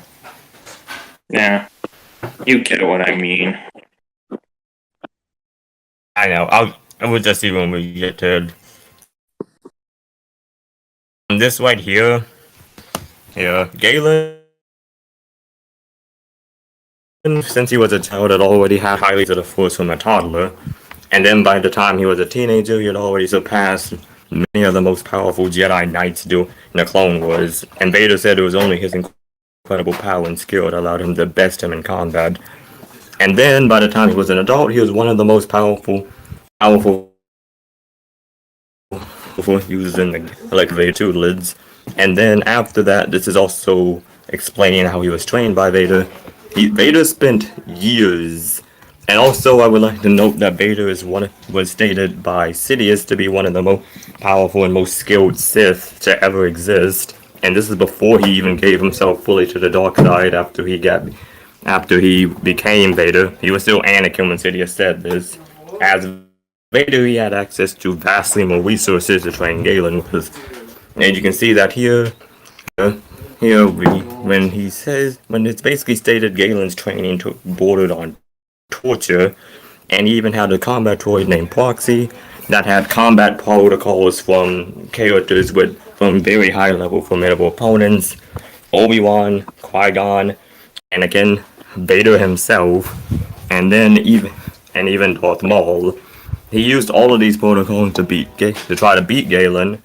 Galen couldn't lose to these combat protocols because Proxy was programmed to kill him if he slipped up. And then for the last part right here, Galen would naturally be a more skilled user and lightsaber combatant to Mace Windu, who could match swords with Yoda, who was stated to have mastered all lightsaber forms of combat. I also have this other thing here. I have two more stuff to note here as well. Wait, let me get it real quick.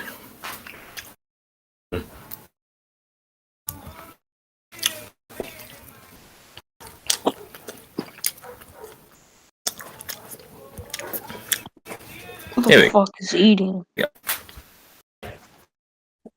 It's just a sample of how your Vader would have been. Yeah.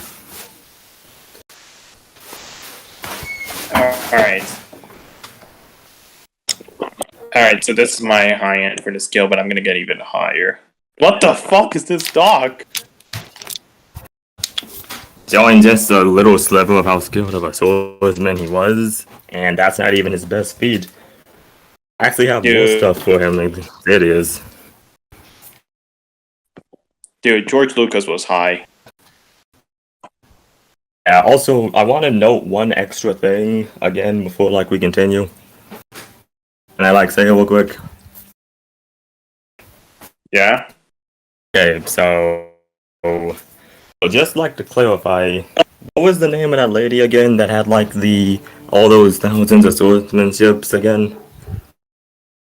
Unohana? Okay, Onahana. Okay, so she had all those swordsmanship styles, and did Ichigo manage to like beat the guy who had those styles? They fought evenly, you know? Define evenly. Again, they were blocking each other's strikes. They were blocking each other's strikes. Ichigo was able to dodge his attacks. Neither really seemingly having an overwhelming advantage against the other, except when you hop up as Almighty and just bodies Ichigo. Almighty basically being a hack. I see. Okay, so with that, are there any other characters that have in there that are noted to have this amount of martial art knowledge or a formidable skill like Onahana? I might try to find a Yamamoto scan, but I'm not sure. But I can't find it. Okay, so basically that's what this is saying. So basically what I'm see is that she's at least on skill level with a red guard.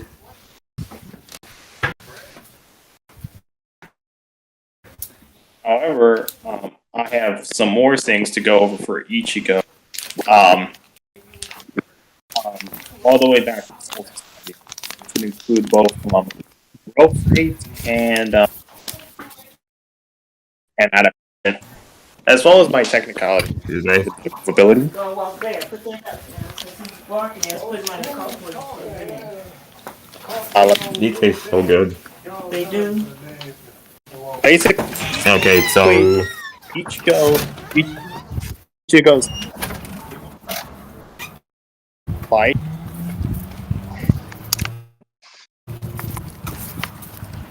okay, so it like what you're saying about like the skill, but from everything that was said, I'm not seeing her being any better in combat compared to like a Red Guard or Django Fett. And it's certainly not on par with, like any of the Jedi Council members, like Yoda or Maze. Yo, y'all been on this for a minute. Y'all want to wrap it up soon on this specific point? I'm not saying to stop right now, but y'all want to wrap it up soon on this point, though? Like, kind of sum it up? I would like wrap it up in like 3 minutes. That should be all like the time I need. Hamburger is, dude. Who the fuck is eating? I'm eating some Wagyu beef. I can still like debate and eat.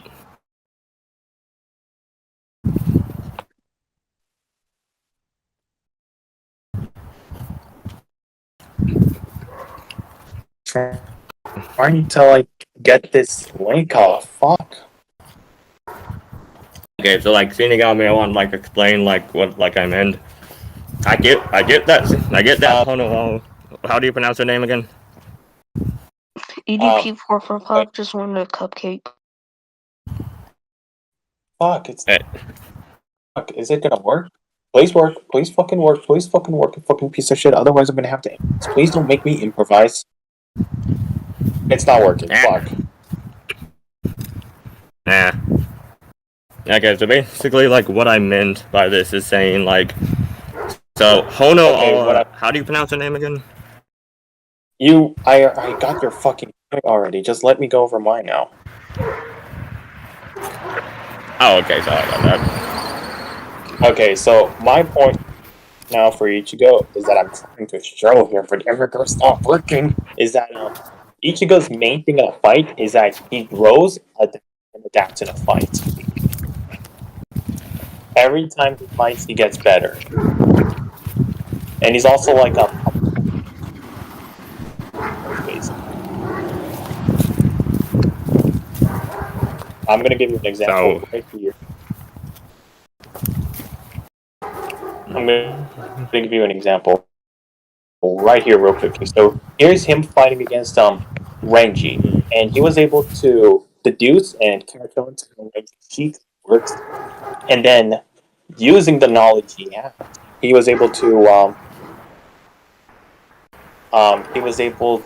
dodge all of Renji's strikes, block the last one, leaving Renji completely defenseless, and he was gonna after that. And then we have the Bankai training, um, which shows more growth rate skills for Ichigo as he was able to like basically improve his fighting style as the Bankai training, which is made a note of by Yoruichi.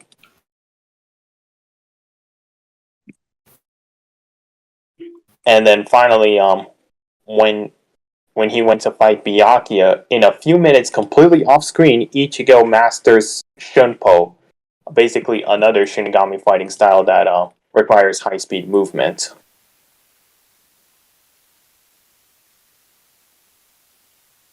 And he mastered it in a few minutes. When it takes like normal Shinigami, and as well as um Gin as well. I'm just gonna say Gin real quickly. Gin mastered it in a basically achieved it in a year. Ichigo, on the other hand, learned it and mastered it in basically a few minutes, and then went to fight Byakuya. Right after that. I'll grab you like the scans where he mastered it in a year, and also how it takes like 6 years just to just to just to learn it from like. And Ichigo just like did it even better than now.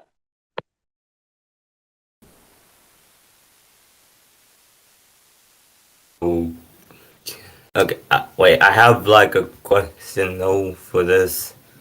How exactly does this help? How exactly does like learning like a new style exactly? But how would that help from like in this instance? Right, basically what's going to help in this instance is that even if you have like a significant skill advantage, um, Ichigo will grow, adapt to your fighting style, and then he'll become even better than you, as I've shown with how fast he grows in a fight. Give me a moment. How long would this take him to do?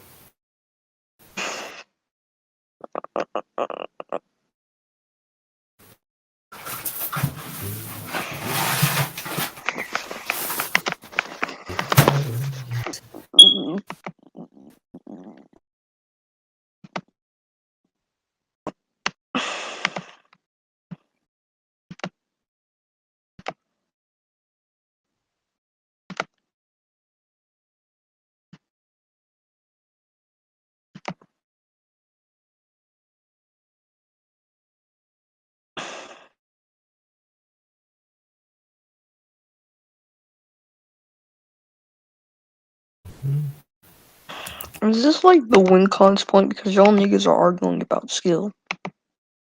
Yeah, this is the win con. Okay, finally this debate is gonna be over. Like we've been like on the win cons. I know. You know what? I'm not even gonna explain it. Yeah, let's just all stay muted. Okay.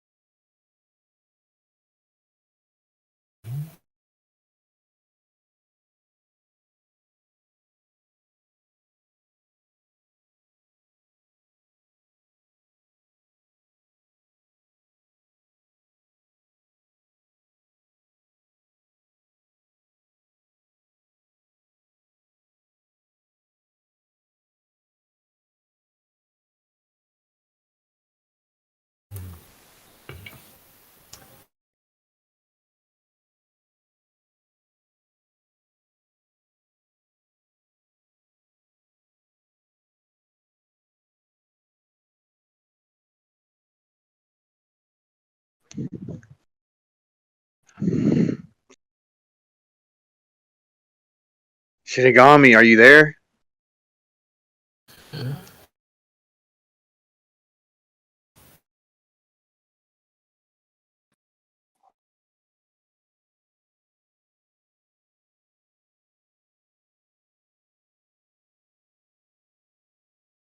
Okay, I'm just gonna.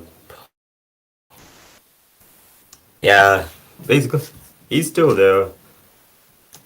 Oh, yeah, he's still. Okay, so wait, who keeps changing his name? That actually is getting a bit weird. Excuse me. Who cares? Just hurry up with the debate. It's been already 2 hours. Okay, this dude graduated How from about we the. just go over the last thing real quick before on? How about it? Okay, okay, so here's Galen adapting after and during fights, and as his understanding of the force grows. Let me see. Also, just to let you know, Bianchi has over 100 years of experience as well, and it's also stated that every day a Shinigami has to train in their fighting styles. Oh, okay. Yoda's over 900 years old, and he trained the entire Jedi Order. Well, he just spoke to that white lady. Let me see. That's the floor wet. The floor wet.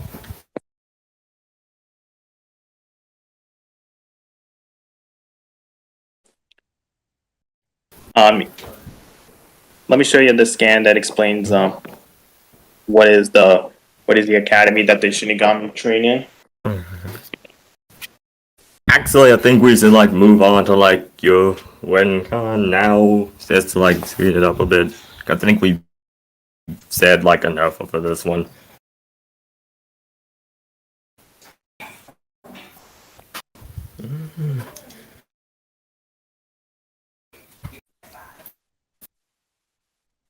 I was just gonna part right here. All right, so basically, as I'm showing right here, Ichigo is like a prodigy of prodigies, as he can master fighting styles in like a few minutes. When it takes prodigies like Gin a year to do the same,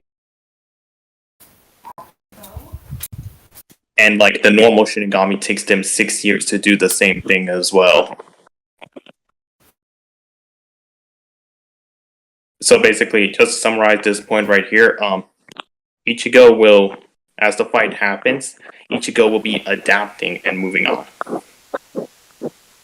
As the fight happens, basically. Starkiller would Starkiller would just be adapting as well. Like, okay, Starkiller will be adapting as well, but you can move on to like your WinCon now. So, what's it? Okay. But now for my win.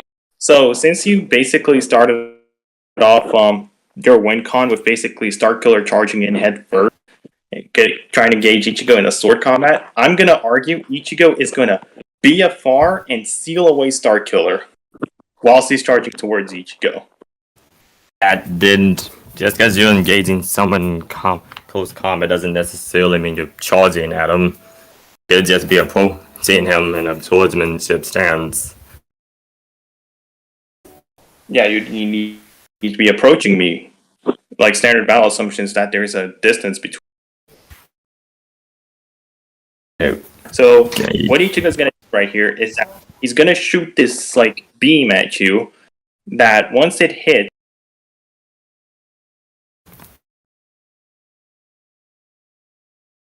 What was it? Oh, wait, did you say something or did you get cut off? No, I was moved to another VC again by Hyde. Okay, that's strange. Okay, so he shoots a beam. Like, stop moving him. No, I'm not moving myself. Someone else is. Yeah, I said stop moving him. Like, stop moving you. I didn't say stop moving yourself.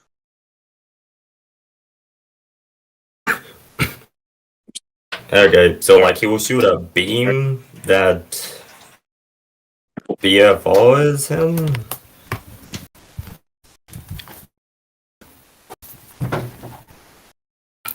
Okay, so tell me like how this BFR wing like beam works.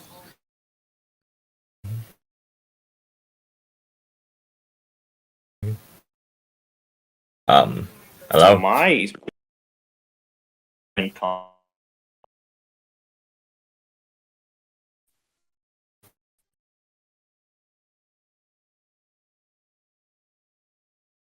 It must be bad. Maybe it's my internet connection. Does you hear me? Conclusions, conclusions, conclusions, conclusions, conclusions, conclusions, conclusions. You guys Right, can hear so me. how- I mean, Shinigami Yes, needs we to have a can hear you. recon on the table. What? Shahid? Fate, Are you okay? Fate asked if we could hear him, and I said yes. Oh, okay, cool. Yeah, we can.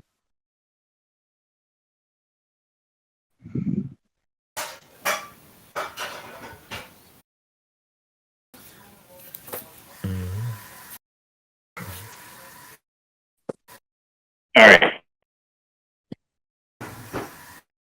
Alright, so basically what this beam does is that once Ichigo fires it and it hits you, all these chains from hell appear and you'll be sent to hell.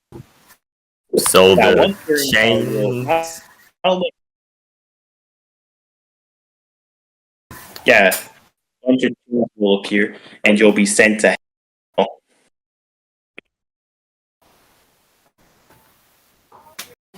Does he normally do this?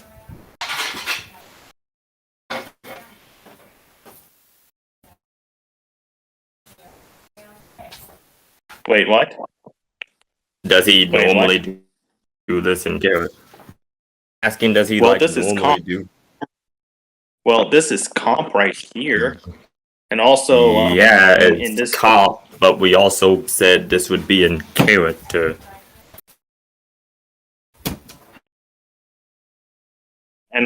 and regardless, even then, the first thing Ichigo did in that form was literally do that, as I've shown in the clip. Wait, what do you mean by form? The form that he's using in there.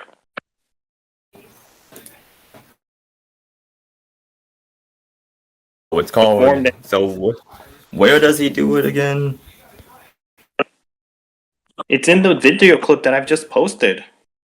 I'm looking at it, but like, does it happen at the beginning or like?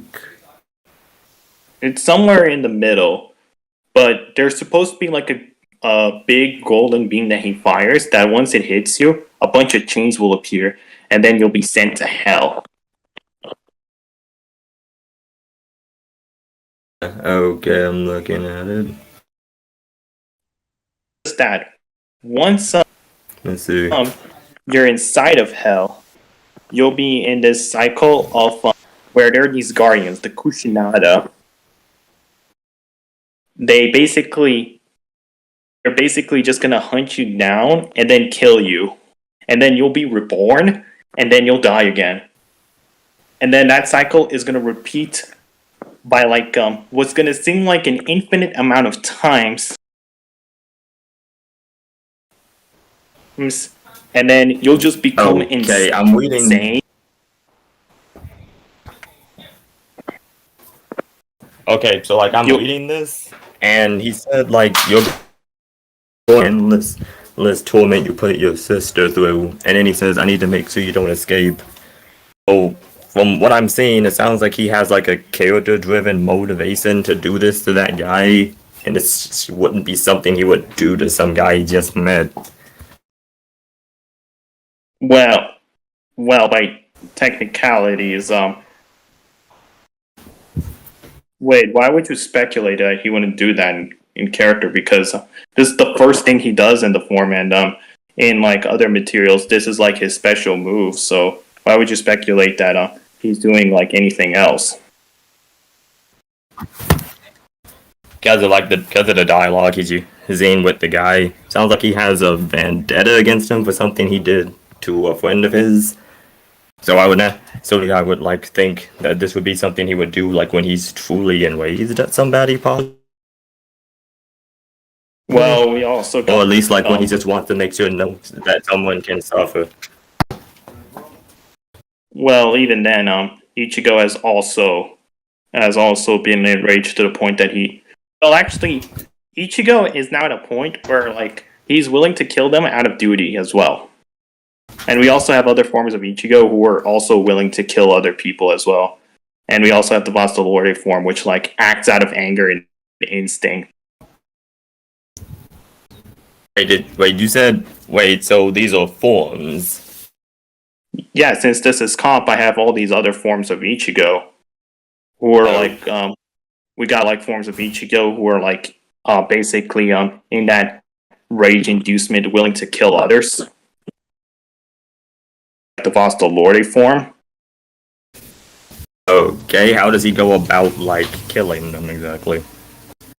Does he normally do this move to do it? Well, in that form, like what? In that form that he was in, the Bastalore, he was like cutting off Okiura in half. He was like shooting arrows at him point blank, and if that's not enough, he just like it was just about to kill. Like stabbing, and then his friends were like, "Stop! You need to go. Just you do this. You kill this man. You'll be no different from them. All right? Like if you do this, you'll be no different. Come on, you just go snap out of it."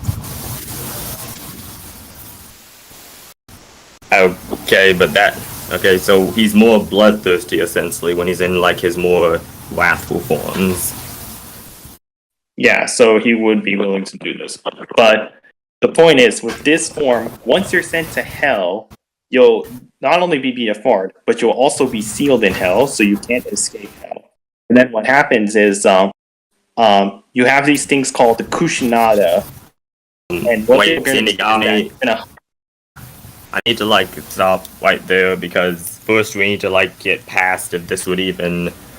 One, we need to get past if he would even do it, and two, we need to get past would it even hit Starkiller like in the first place, or Galen, because I'm still not 100% sure that he would, because from what I heard, this is like a power that belongs to like his Hell Transformation form, right? Yeah. So, does he need to be in this form to use this ability? It's comp. I get to have this form as well. I never said you couldn't have it. You can have this form. This is comp. You are awarded all of the forms. All I am asking is, I would like to see something that would show he would be pushed to either go into this form, or would he even start the fight in this form, or like how would he access this in the middle of a battle? He's already in this form. Like I said, it's fucking comp Ichigo. I get to have this form already on the get-go. So he's already transformed? I'm not sure that's like what comp would mean. Like, you have the form, but I'm not sure that would automatically put you in this form. I would guess, is there a higher form he has than this? Because I think it would be one of those if like you were going to assume that. Like if we were to assume that. No, it's fucking by comp. that same logic, I never said you couldn't have comp. I'm just saying, like, just because it's comp doesn't necessarily mean he would start off with this, like, with this form. I would like to see how he would transition into this form in the middle of combat. What? Do I really need to, like, transition to this form in the middle of combat when I said I have fucking comp? Yes, dude, dude, like, not, okay, listen, we have comp, you do have these forms, but by that same logic, that would imply that all these forms would be on him already. That's not what comp means. Well, what does comp mean then to you? It just means we have access to all of our abilities. Okay, look, what comp is we use all of the abilities and all of the skills that we can find for the character, whether in canon or legends or like games, movies, books, novels, etc., and the anime and stuff like that. That's what comp means. You can use legitimately anything you can find for the character, but that does not necessarily mean they start off at a certain point at the beginning of a fight.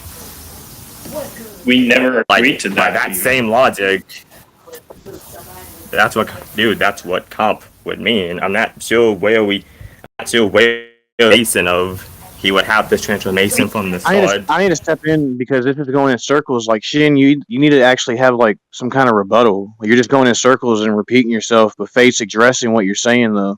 So like, That caught me under a genjutsu.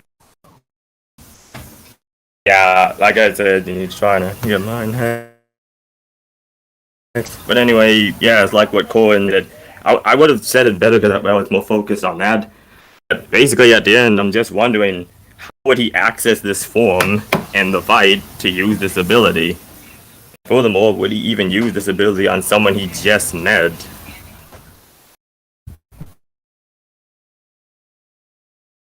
Alright, let me just check the rules first for composite characters real quickly.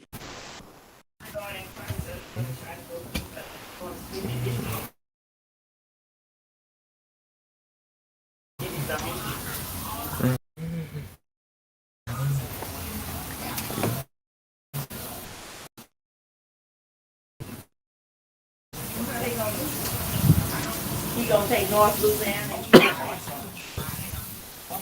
Oh, don't do that, Cameron. God damn. You gonna see how it gonna come out.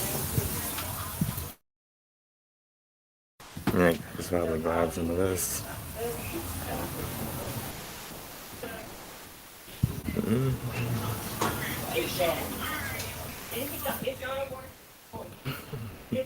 Alright, I found it.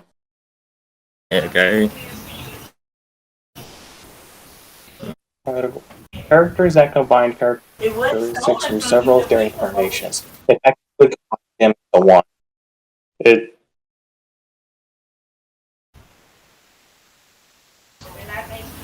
Okay. I just looked up composite characters in Versus Wiki, and this is all that it says. Okay, so there's. This is all So it again, is. that kind of just. So again, that just proves like my point. So that was just like prove my point. So again, I would ask, when in the fight would he turn into this? Yeah. And if he would even like use this on Starkiller to begin with. But they also say that they combine all their characteristics from all of their incarnations into one. So wouldn't he by default already be in the form? Okay, here's what that actually would mean. What that means is that you're combine. What that means is like, say I was using Goku in like a fight. I was using Comp. I would of course be utilizing Super Saiyan 4, GT, and Super into that Comp. Doesn't that mean he would sort off the fight in Super Saiyan 4 or Super Saiyan God? It just means he has access to both of those transformations within the fight. That's like the simplest way I can like explain it. Well, we didn't specify on like we didn't specify on. Dude, we were using like the standard explanation, and we just went over it, and it pretty much just explained to you that what we were talking about doesn't work. At least that was all that you said it said. Let me check then rules for composites. Okay,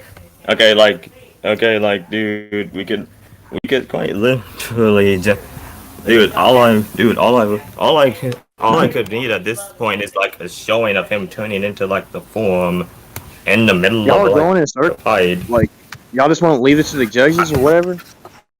Yeah, I guess we can leave that to like the judges. Y'all can conclude on it now if y'all want. I'll just like after this one, I'll just like move on to another win con. Well, isn't this your win con? No, Yeah, like this my is win his con win is con. Yeah. my No, win con is Shin. No, Shin. That this was your win con. This was your win con. yeah. Don't. Yeah. Now you can either conclude the whole entire debate because it's been 2 hours, or either let Fate go on to his point. We can move on to his point. Okay. So I guess I'll move on to like my win con next. And my next win con is that Starkiller will fly Ichigo with Force Lightning and zap his life. Oh yeah, they don't say. And those folks say they don't say no. Alright, so you're gonna say Starkiller will just zap Ichigo of his life force with Force Lightning. Here's an explanation of how Force Lightning works. Seems like this is age, and I don't know if you look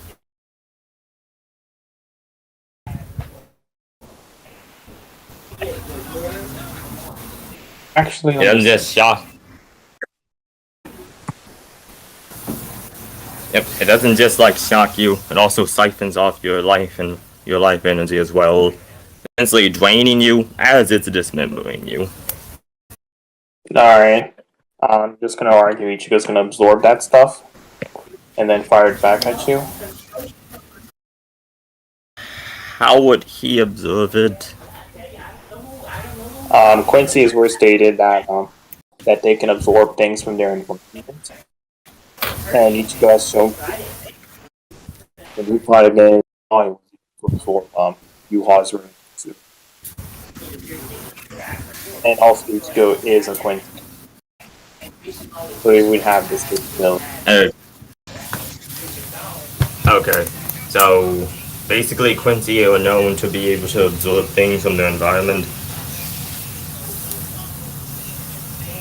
And Ichigo was able to absorb one of Yuha's and utilize it. What did he absorb from Yuha? Which is like he absorbed Yuha's Reiatsu. I should What is that exactly? Reiatsu basically. Know what he is you know how Ki is in Dragon Ball? Wait, can you hear me? I can hear you. You know how Ki is in Dragon Ball? Yes. You mean like life energy? Nah, like something like that. But Reiatsu is basically spiritual energy. Let me see if I can find fortune scan right here. Alright, I found it. Right.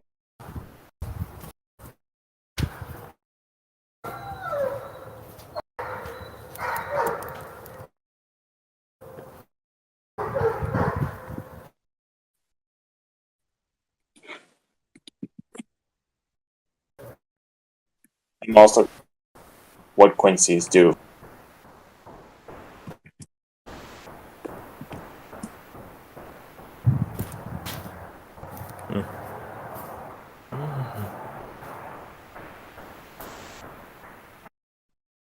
Now wait, I should have that right here. I'm just explaining now what Quincy's do. Get her. Quincy's.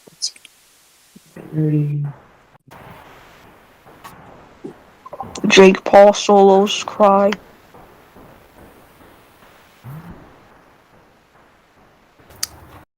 Okay.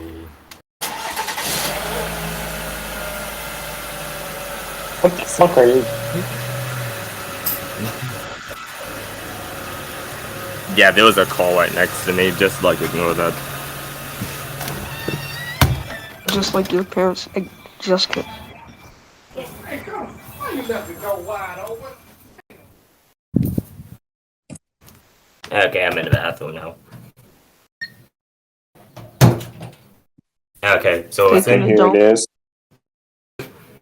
Okay. Just ban hide.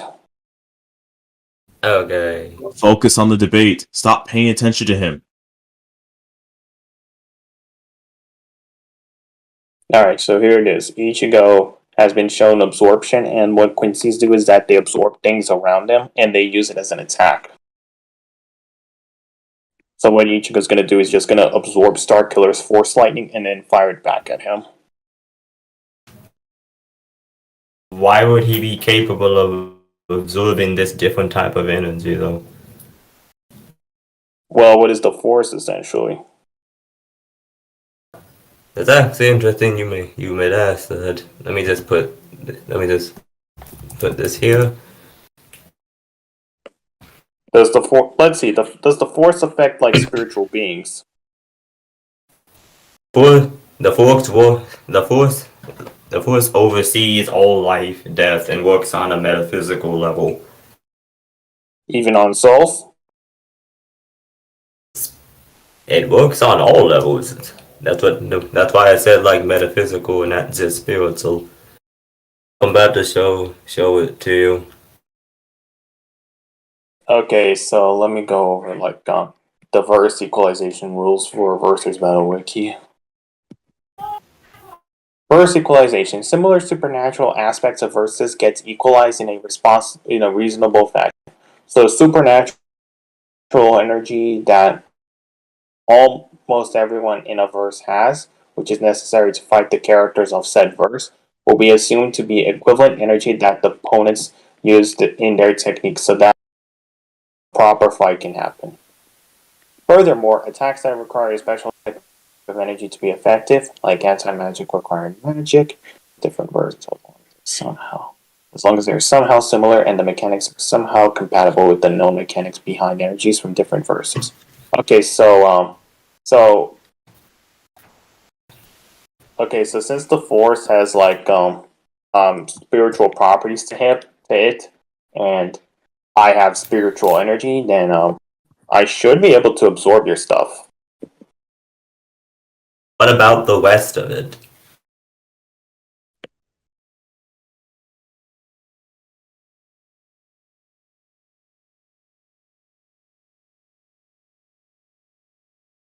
See, when I said the Force is metaphysical, it was essentially like what I meant.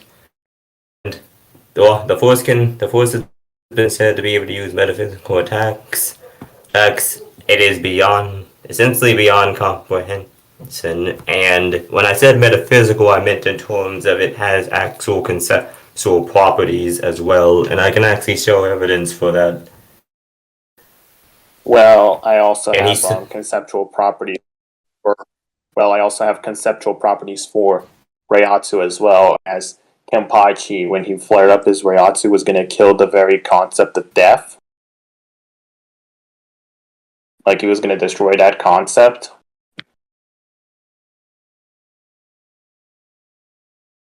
He was going to destroy the concept of death. Yeah.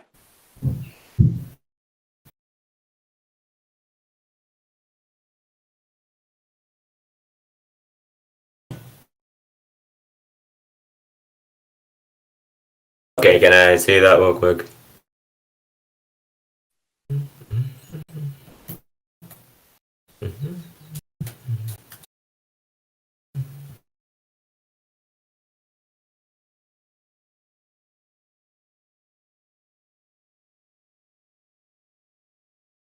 So Reiatsu also works on a conceptual level as well.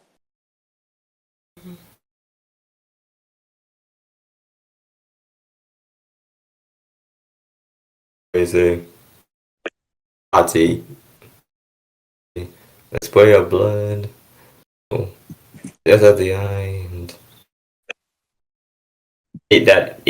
okay, then the human form that had transformed into a mass of pure violence that might even destroy the concept of death itself opened its mouth. You seem like you will be fun. Okay, this says it might be capable of destroying, like, the concept. I showed that, like, the Force actually is capable of it, and I'd even, like, argue to a much higher degree, considering it doesn't just govern, like, death. It also governs life and hold on. Well, if you want, I can also show. I can also go back to my previous point as well when we were talking about Aizen. And if you want, I can go back right here essentially and argue that the cleaner is basically the very concept of reason itself.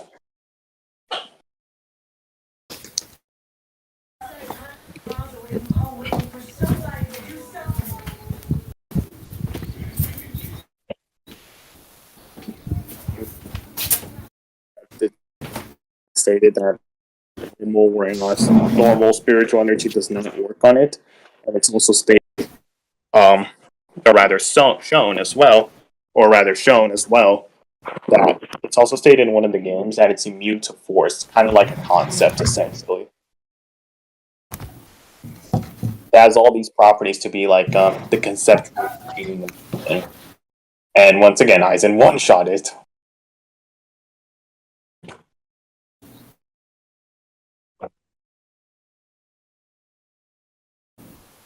Well, how many? So like, basically like how?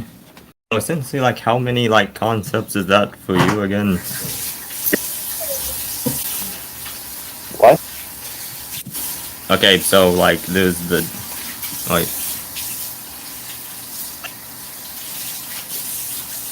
All this says is that in this form, he is able to easily destroy the cleaner, despite it existing on the side of reason and being immune to the force. Yes, and we also have this statement right here, being, which states that the cleaner, which states that that thing isn't a creature of spirit energy. It's a creature of reason. It's not something spirit energy can handle. So he's basically implying that it's basically abstract idea of reason. That And the fact just that it's also immune to both, and it's also immune to both spiritual energy and force, which are kind of okay. Wait, just because it would be immune to like spiritual energy wouldn't necessarily make it conceptual. I mean, if you want to put it like that, I also pointed out how it's also a creature of reason and it also exists on the side of reason. So it would be the abstract idea of reason. Actually, I also got other solid things as well. Oh my god. Okay, wait, could you repeat that sentence so I know I'm not missing anything? Like just the last part of it. Basically, the argument is that the cleaner, it exists on the side of reason, and it's also stated to be immune to force and immune to spirit energy. Something which can make up a concept. It's also stated to be a creature of reason, and it also exists on the side of reason. So it'll also be conceptual. I would like to mention just because it's on that it's kind of vague with it being on the side of reason, but I would also like to bring up what is force. I think that what is force in this context because I think that would help. Physical force. Physical force? Yeah. Pretty sure. Okay, so honestly, I have not seen anything that can definitively say this is like a concept here. And even like if it was, the force pretty much outdoes it by magnitudes via having more concrete statements. If you want, I can also mention how like the smallest fragments of the Soul King, which like what Ichigo has,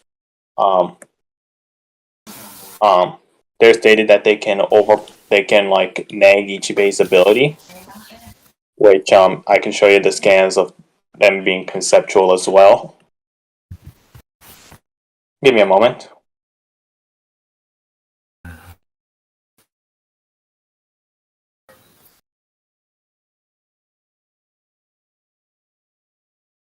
I'm on 1%. I gotta go do this real fast. Gotta go fast. Where's your phone charger? It's in my room and I'm not in my room.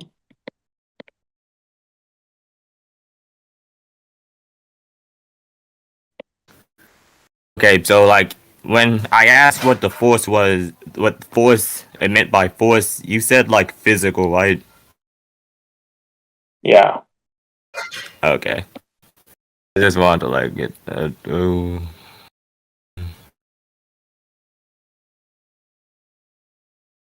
Is this like what you wanted to show me? Like this text here? Wait, because the site I use is not working today. I gotta do this. Ah, crap. I gotta do this real fast. Okay, so let me see if I can find it. Ichigo right here. We see right here, in these scans that Ichigo. Oh fuck! I'm sorry, sore throat. That whenever Ichigo's ink like touches you, you'll be led to the loss of your power. Basically, the loss of power, the loss of the name, um, directly results to the loss of power. Okay, I'm looking at this black text, and it says right here. It's this one right here, and then it's also stated right here. Let me see.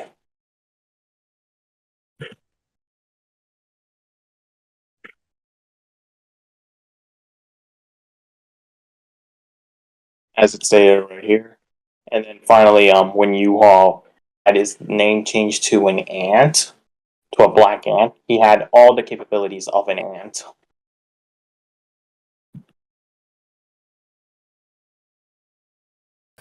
The monk controls black. Okay, wait. Black.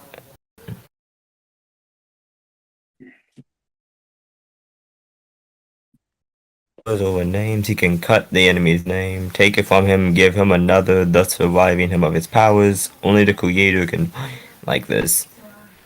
So he's taking their names and giving them another name. Yeah, and the loss of the name means direct loss of power. And if you get a new name, you'll have a new.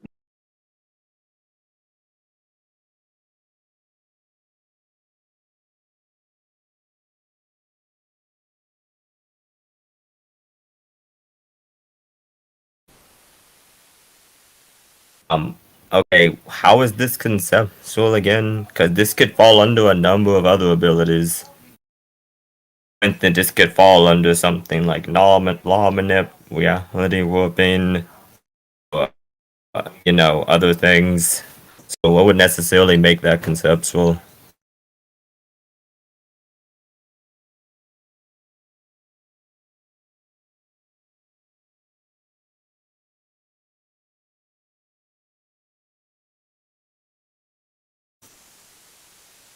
Oh, okay, you can just text then. Oh, did you get like what I said?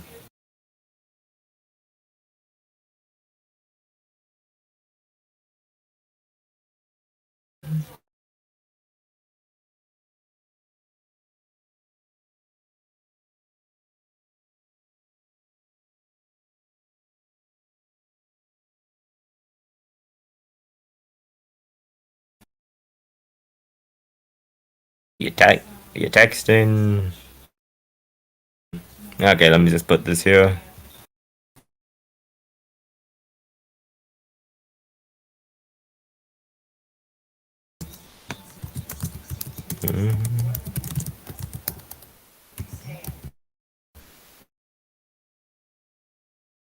Ah, then it must be bad. This right here.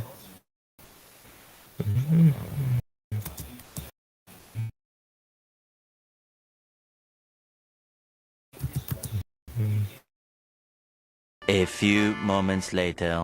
Okay, thanks. Okay, so like Shinigami, are your technical issues like fixed? Yep. Okay, so I'm gonna probably ask you about that at a later date, but for now, from what is that? Okay, for now, what I meant what I was saying was, can I have a bit more context as to why this would be conceptual? From what I'm Okay. seeing, this could be more so because this honestly looks like it could be more so law or reality, law manip or reality warping or other types of abilities. I'm not sure why this would necessarily be like conceptual, like what this guy's doing. Because as we see in the panels, whenever Ichibe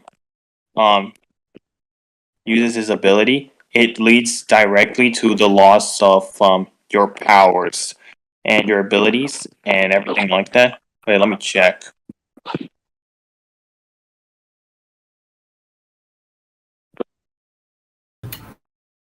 All that stuff. And then when he gives you a new name, your powers are all rendered to that level. As seen when Yuha had his name changed to Black Ant, all of his powers were changed to that of a black ant. So we got stronger because ants are 10 times stronger than the size. Bruh. I had to. I had to say that. I couldn't let that go. Okay, so either way. Yeah, I just had to say that. Okay, so either way, I'm still not necessarily sure that would be conceptual. Because as I said, there are a number of abilities that allow you to do that are not conceptual. For instance, Janembo is capable of power nulling like the afterlife and Dragon Ball, but that doesn't necessarily mean that they were conceptual in nature. That was just power null and like transmutation. Wait, that's not the same thing. Yes, you're power nulling, like, what is it again? The afterlife? No, I was just making like an example. I wasn't like saying like that's what was happening. I was making an example of like how this could be a number of different types of abilities. I mean, like we could like leave that part to like ninjas though, like if you want to. I mean, we also have a statement from that states that Ichibe was like renaming, gave names to all the things, and they gained form from those names. Wait, give me a moment. Fuck, it's not loading. All right, there it is. I can also grab a scan where it states that Ichibe renames existence itself, which would all more than likely fall under conceptual manipulation.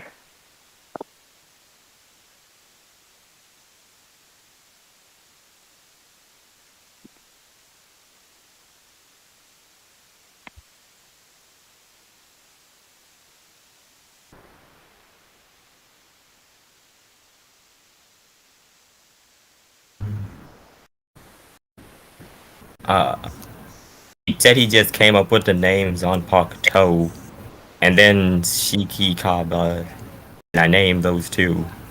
He says I was the first to name the countless phenomenon that occur in the Soul Society.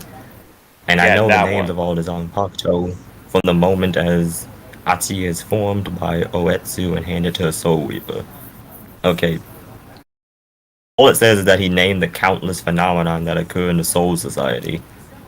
And How what do you does think that is a phenomenon? Uh, And what is a phenomenon exactly?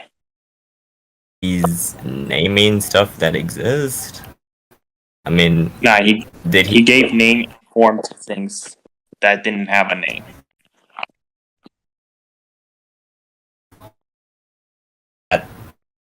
Okay, so before I say anything, repeat that sentence verbatim, please.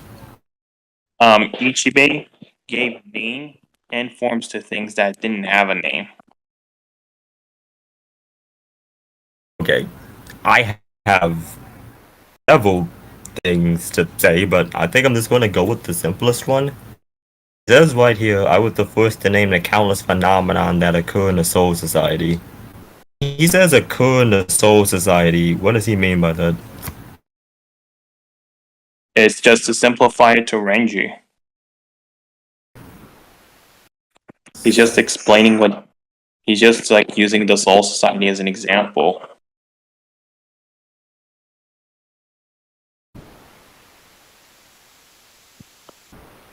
Okay, here's the thing. Not sure how this is conceptual either. because all he did was name the countless phenomenon that occurred within the Soul Society. He gave names to these moves and these techniques and these Oh weapons. no, but leave that this to wasn't the necessary. judges, because this ain't going anywhere. I will about to after I make this point. But like I said, he's just naming things that occur in the Soul Society. That doesn't necessarily mean that it's conceptual.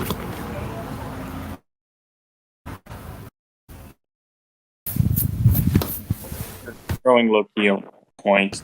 We're going around in circles at this point. Okay, let's move. Okay, Yeah, so I mean, maybe whose y'all should turn just is it? The next one? Like it's over 3 hours. Y'all both have one win con each. Y'all don't want to go to conclusions, or what y'all want to do? Wait, we have one win con aids? Yes, one win con each. Please conclusions. Well, Thought we had 3. Wait, then y'all. Well, someone brought up skill, and he brought up something. So I thought y'all had one each. Oh, we have 3. I bought up skill, then he bought up this whole transformation, and then I bought up to 10 minutes. Okay. I mean, no, I bought up lightning. Either way, conclusions, please. So I have 2 and he has 1. Conclusions, please. This has been going on for 3 hours. Okay, wait, I'll make a deal. If we can't get through this in the next 10, if we can't get through his win con on 10 minutes, then we'll go to conclusions. No! No! Okay, 10 minutes is all I'm asking. If we can't do it in 10 minutes, you guys have... No, here's this. Each of y'all are gonna have to give Infinite a tip and money. Low key serious. Each of y'all are gonna give him a tip and money. Y'all gonna send him some money because he's gonna edit 3 hours of this. So y'all better send him a tip and money. And I'm being actually legit. When I have my stuff worked out, I might be able to. I'll wait till I get some money on my YouTube thing. But if we can't, okay, so Shinigami, you can go with your win con, but if you can't get through it in 10 minutes, then we'll go to win cons. How about we just just give in one last win con to make it even for the both of us, and then in 10 minutes we're over with this. Yeah, that sounds like the fairest Your one. timer's starting right now. Go. Good. Okay, what time? Your time, man. Alright, so for my last win con for Ichigo will be that well, basically we're gonna I'm just gonna try this one out. Fuck it, there's no point. I'm just gonna try this one out. So we agreed on our AP point, right? On where we lie in the AP, right? For your AP point, you're what? You didn't specify the size of your universe, but my universe was infinite in size, and I was transcending that.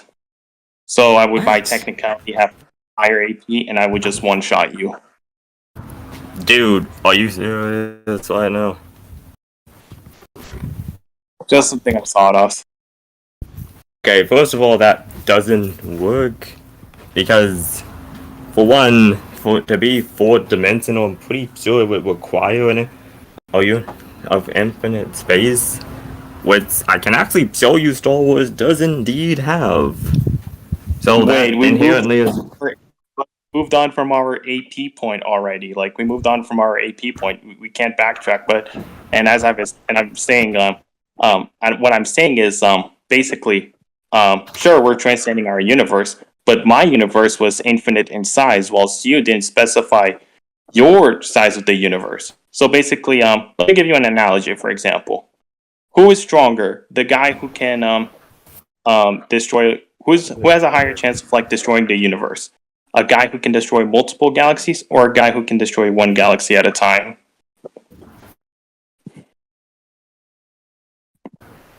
Dude, that's like asking me what the difference between 3D and 4D is. Just because you can destroy infinite 3 dimensions doesn't mean you could destroy infinite 4 dimensions. So that's kind of honestly kind of a sus thing to say this late on. Because that would inherently, because the 4th dimension would already inherently be infinite. Also, where did you even state yours was infinite to begin with? I stated in the AP section right above there.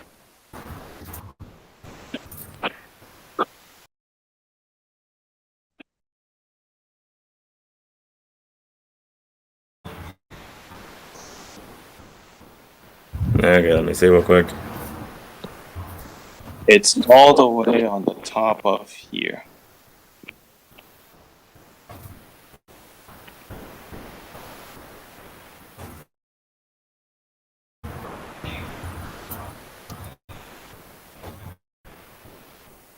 Okay, I found it.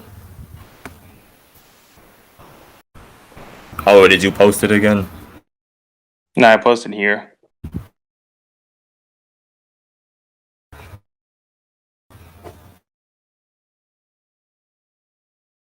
Yeah, let's see. Which, by the way, you did not contest against this, so you kind of accepted it.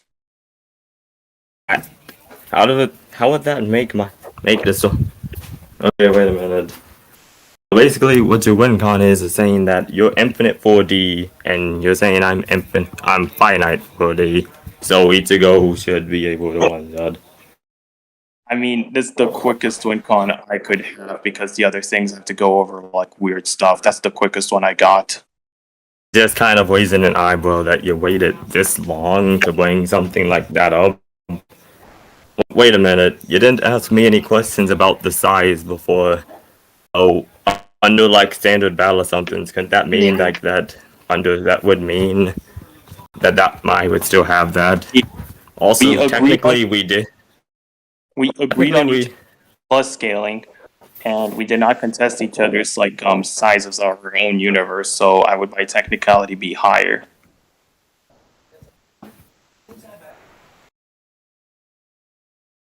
And also, technically, and also again, this is just the quickest thing I could get out of. The other things have to go over weird stuff.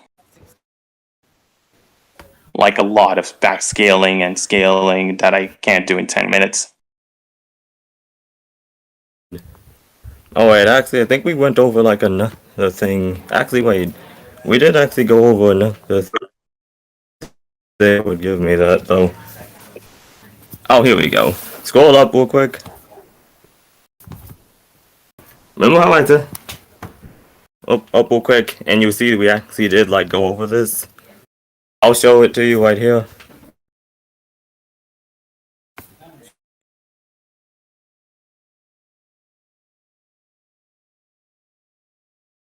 Remember?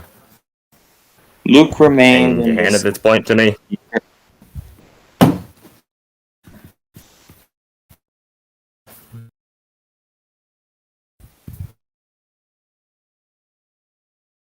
Remember this we went over? I don't remember it. Yeah, there were no concessions to this. Unless I'm having a brain fart because I'm lucky not remembering this. Let me check. We went over this above in the AP section.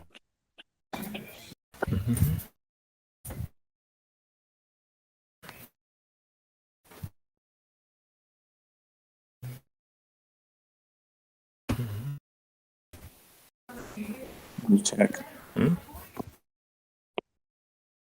It's not in the AP section.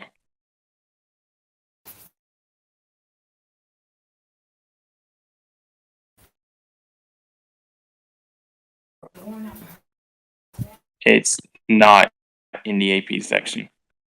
Okay. It is a part of his arsenal still though. And also considering that we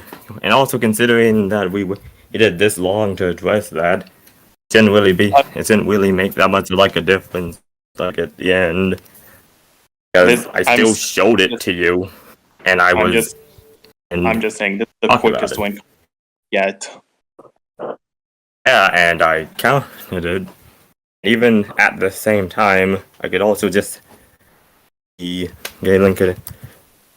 would enter oneness with the fours, which would also amplify that. Would he know to do that in the combat? You see, that's actually the interesting thing. Let me put that there. first thing, because you said the first thing you're gonna do is like just get up close and personal and combat Ichigo in like a sword fight. So how would Starkiller know that Ichigo is stronger than him, and then Ichigo would just before Ichigo just like one shots him?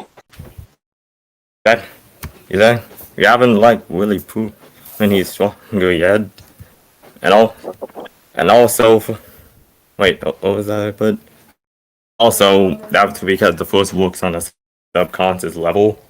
Would do that automatically for him. Has he been presented to do that in character? It's again the force is the subconscious thing. He doesn't need to activate it. It activates on its own. And it's even detailed right there in the above. Let's see.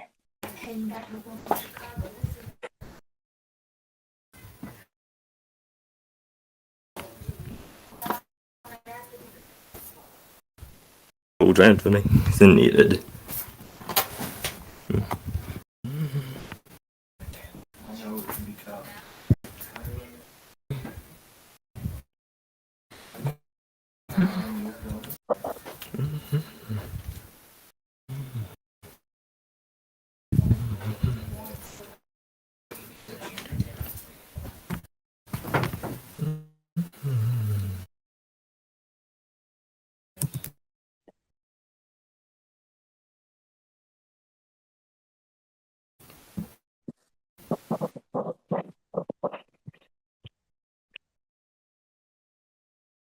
The force resided in her subconscious too, and sometimes it spoke.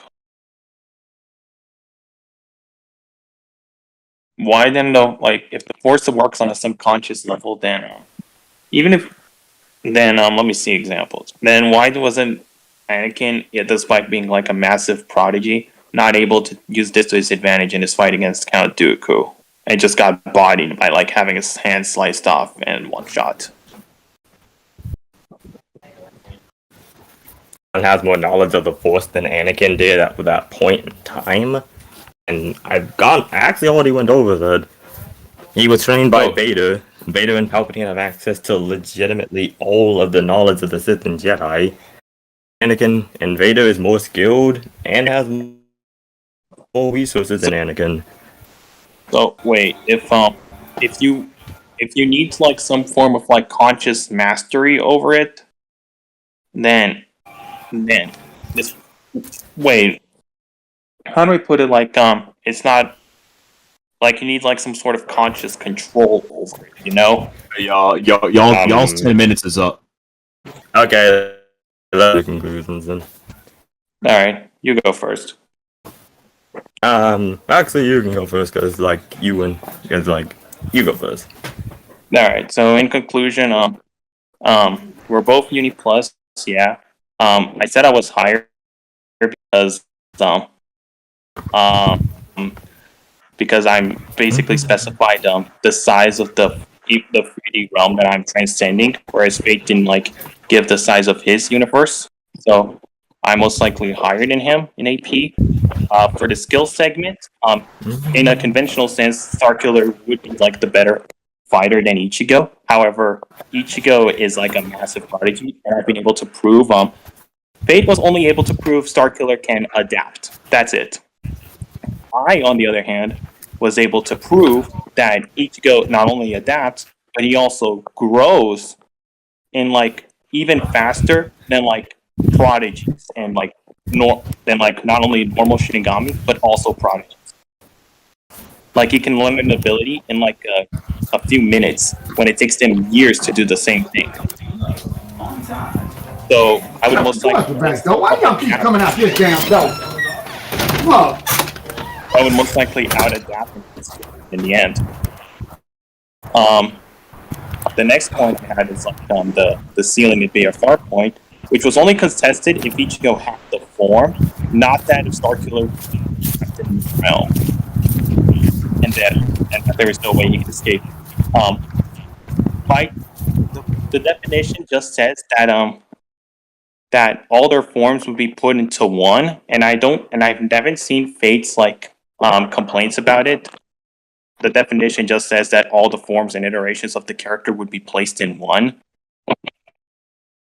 So Starkiller will just get BFR'd in hell and see he'll die over and over again until he becomes insane.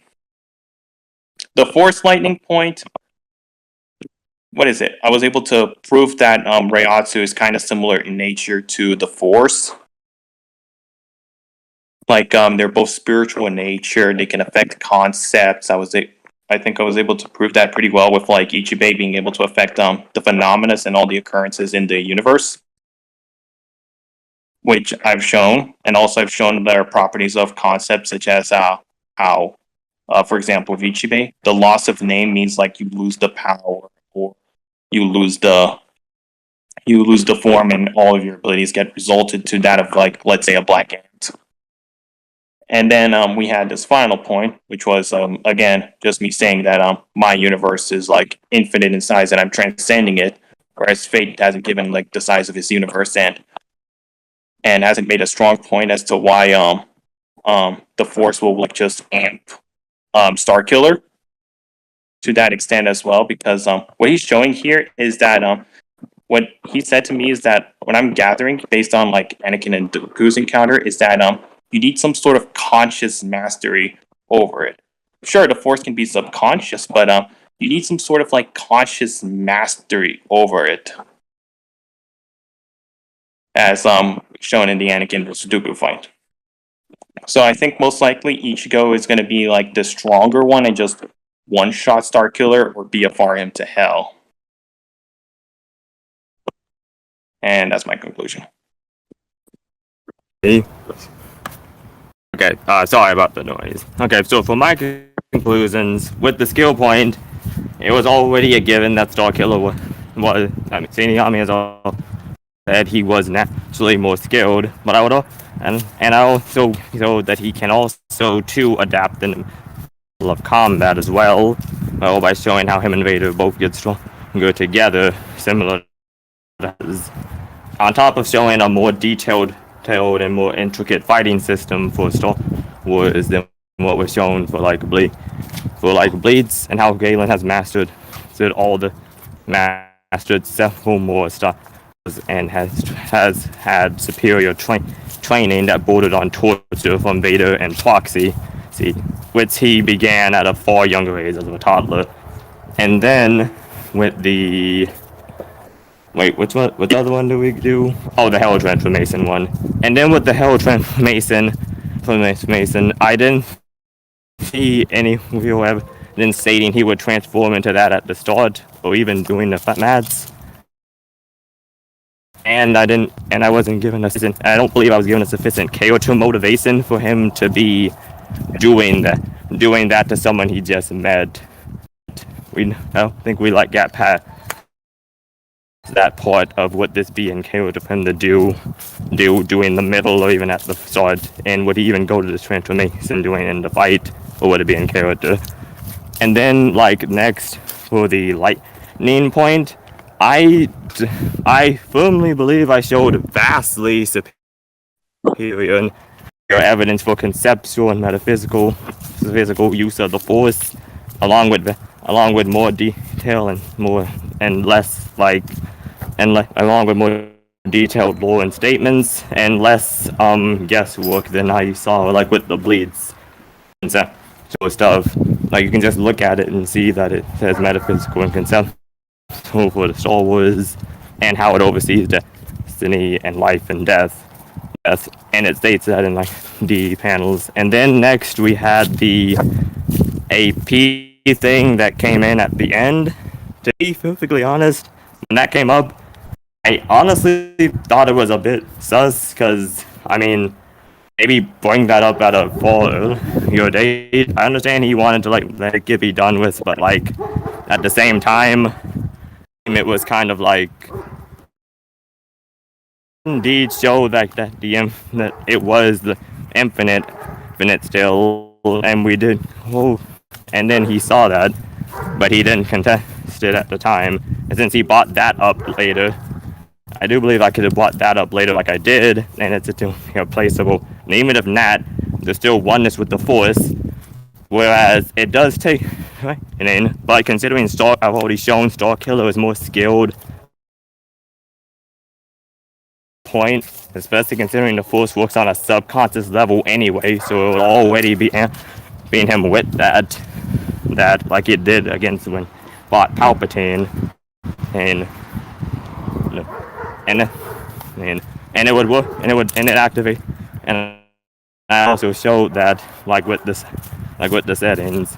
So now I'm done, and we can like go to the judges.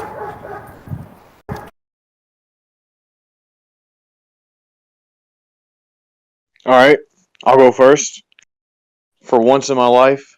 So let's see. Starting off with skill, both of y'all pretty much got past AP, you covered that. So we'll move on to like the win stuff. So for skill, y'all were on this for a minute. Ultimately, it is going to start off where Fate's character is naturally more skilled. Shinigami did bring up some interesting stuff. At the end of the day, it's like he did resort to Ichigo's adaptation. But the problem is, even with that adaptation, you're already at a disadvantage from the start. And Fate brought up how his character can also adapt, so he's also going to be not just naturally better from the start, but when you start adapting, he's already naturally better and has his own adaptation. So I don't see, how that's going to really overall counter. So I would say Fate definitely takes skill and adaptation overall. And next was the BFR, yeah. So we get to the BFR point. So this was pretty interesting at first. Y'all were kind of going back and forth a little bit, honestly. But then you got to a really juicy point that Fate brought up of the transformation point, and then y'all got on that for a moment. And Shin kind of kept repeating himself multiple times. It's composite, but Fate kept giving actual reasoning as to why that wouldn't necessarily be the case. And then Shin did eventually grab the definition and dropped it, but then Fate actually pointed out the context behind what the definition more than likely actually entails. And I don't really feel like Shin went against that either. Like, he didn't really go against what Fate presented as a proper rebuttal. It was actually very logical and reasonable, and Shin really didn't go against it. So I would say with that too, there wasn't really, I would say Fate took that point as well. And for the conceptual stuff, again, I feel like it really did seem like on a couple of these points, Shin was more so begging the question, and Fate did present yet again more logical reasoning as to why what he was presenting as conceptual wouldn't necessarily be the case more often than not. So and with Fate's conceptual stuff, it is not only just blatant, but Fate was able to actually argue it and consistently present it accurately for what it's worth in this situation. So I would say with that, Fate also took that. Ultimately, I don't feel like the AP point is relevant because of that, because he would already beat you in multiple ways before that point even gets across. And even with that, Fate, even if that were to be, we went down that route, Fate actually brought up, again, kind of his own reasoning that wasn't really went against as to why he would more than likely be able to do what you're doing as well, and go and explain why his is actually infinite. So, again, I mean, you attempted on that, but I feel like, again, Fate kind of took that as well. So, overall, I'd say Fate won with no difficulty. All right. Next. All right, I'm next. All right, so I'm just gonna say this. Fate, I'm proud of you. I'm actually extremely proud of you. Okay, so when it comes to the AP point, I'm gonna get to like the whole AP at the end too as well. When it comes to AP point at first, like Fate easily took this. Okay, so when it came down to skill, same thing. It's the same thing exactly what Corn said. But something I am going to touch upon is what Fate actually said, because like he's like, all you kept on saying was also begging the question, and all you kept on saying was just like, oh yeah, it's like, oh yeah, my character has a higher IQ. It's like my character is like so smart, and then Fate said, okay, it's like, okay, then so how is that IQ going to correlate with that person's skill? To which you did not counter that at all. You did not. You actually danced around the question, and actually you didn't even answer that at all. So by that alone, like Fate already has more skill than you, and then also to the point to where you even addressed the question that he did, or basically what he said to when it's like you're basically like on the same tier as like a lower rank like Red Trooper in Star Wars, in which you did not go against that point either. So there's there's that already. So he already has skill. Now for the BFR point, and then you kept on saying, it's composite. Look and listen. Composite doesn't mean, it doesn't inherently mean you're gonna start out in that form. It does not mean that at all. Nowhere near. Composite means so let's say for example, if a character has non-canon material and then canon material, all that combines into one character. And then plus two, even as you said, like those are like transformations or forms. If that will not mean that he's going to start out in those forms right off the bat when the fight starts. Don't try to rat with that. And I know for a fact you're trying to rat with that and trying to get off that ability. And then easily, if Fate wanted to, he could have just said everything else that you said previously in the debate wouldn't even matter. All that wouldn't even matter because basically based upon your standing, you're going along with this with your character already being in this form, but that wouldn't already be the case. So then you will have no win cons at all, and then he can easily just one shot you there. So then when it came to that point, I was more convinced on Fate's side, and then about the whole conceptual stuff. Okay, so when it comes to conceptual stuff, I was more convinced on Fate's side. Like what Corin said, it was blatant. It was right there and then. To while you, on the other hand, were trying to rat again by about trying to say about how like whatever his name is can change names or all because something had conceptual in it. You're like, oh yeah, that's conceptual. And that's conceptual and whatnot. So that's already like better than yours. No, that is not inherently the case. And then what Fate even pointed it out was like, that's just law manip. And you were again begging the question again. So now when it comes to the final thing to which they're like your quote unquote final win con, to which you were extremely ratting on, and basically just basically just trying to say was just like, oh yeah, it's just, so yeah, so like I'm just gonna backtrack all the way back to the AP point and just be like, oh yeah, I have higher AP than you. Oh, I have higher AP than you. No, nigga, no, you didn't. You did not have a higher AP, and you did not say like the whole like infinite size, whatever and whatnot. Because even if they wanted to, you already be out of tier. You'd be out of tier during the whole cap of the debate. And then during that whole section, when you're going about the AP point, you were just ratting, completely just ratting, and it's quite disgusting. But yeah, overall, I say Fate took this debate with negative no diff, and then Infinite. You can stop the recording now, so I can like brutally yell at Shinigami.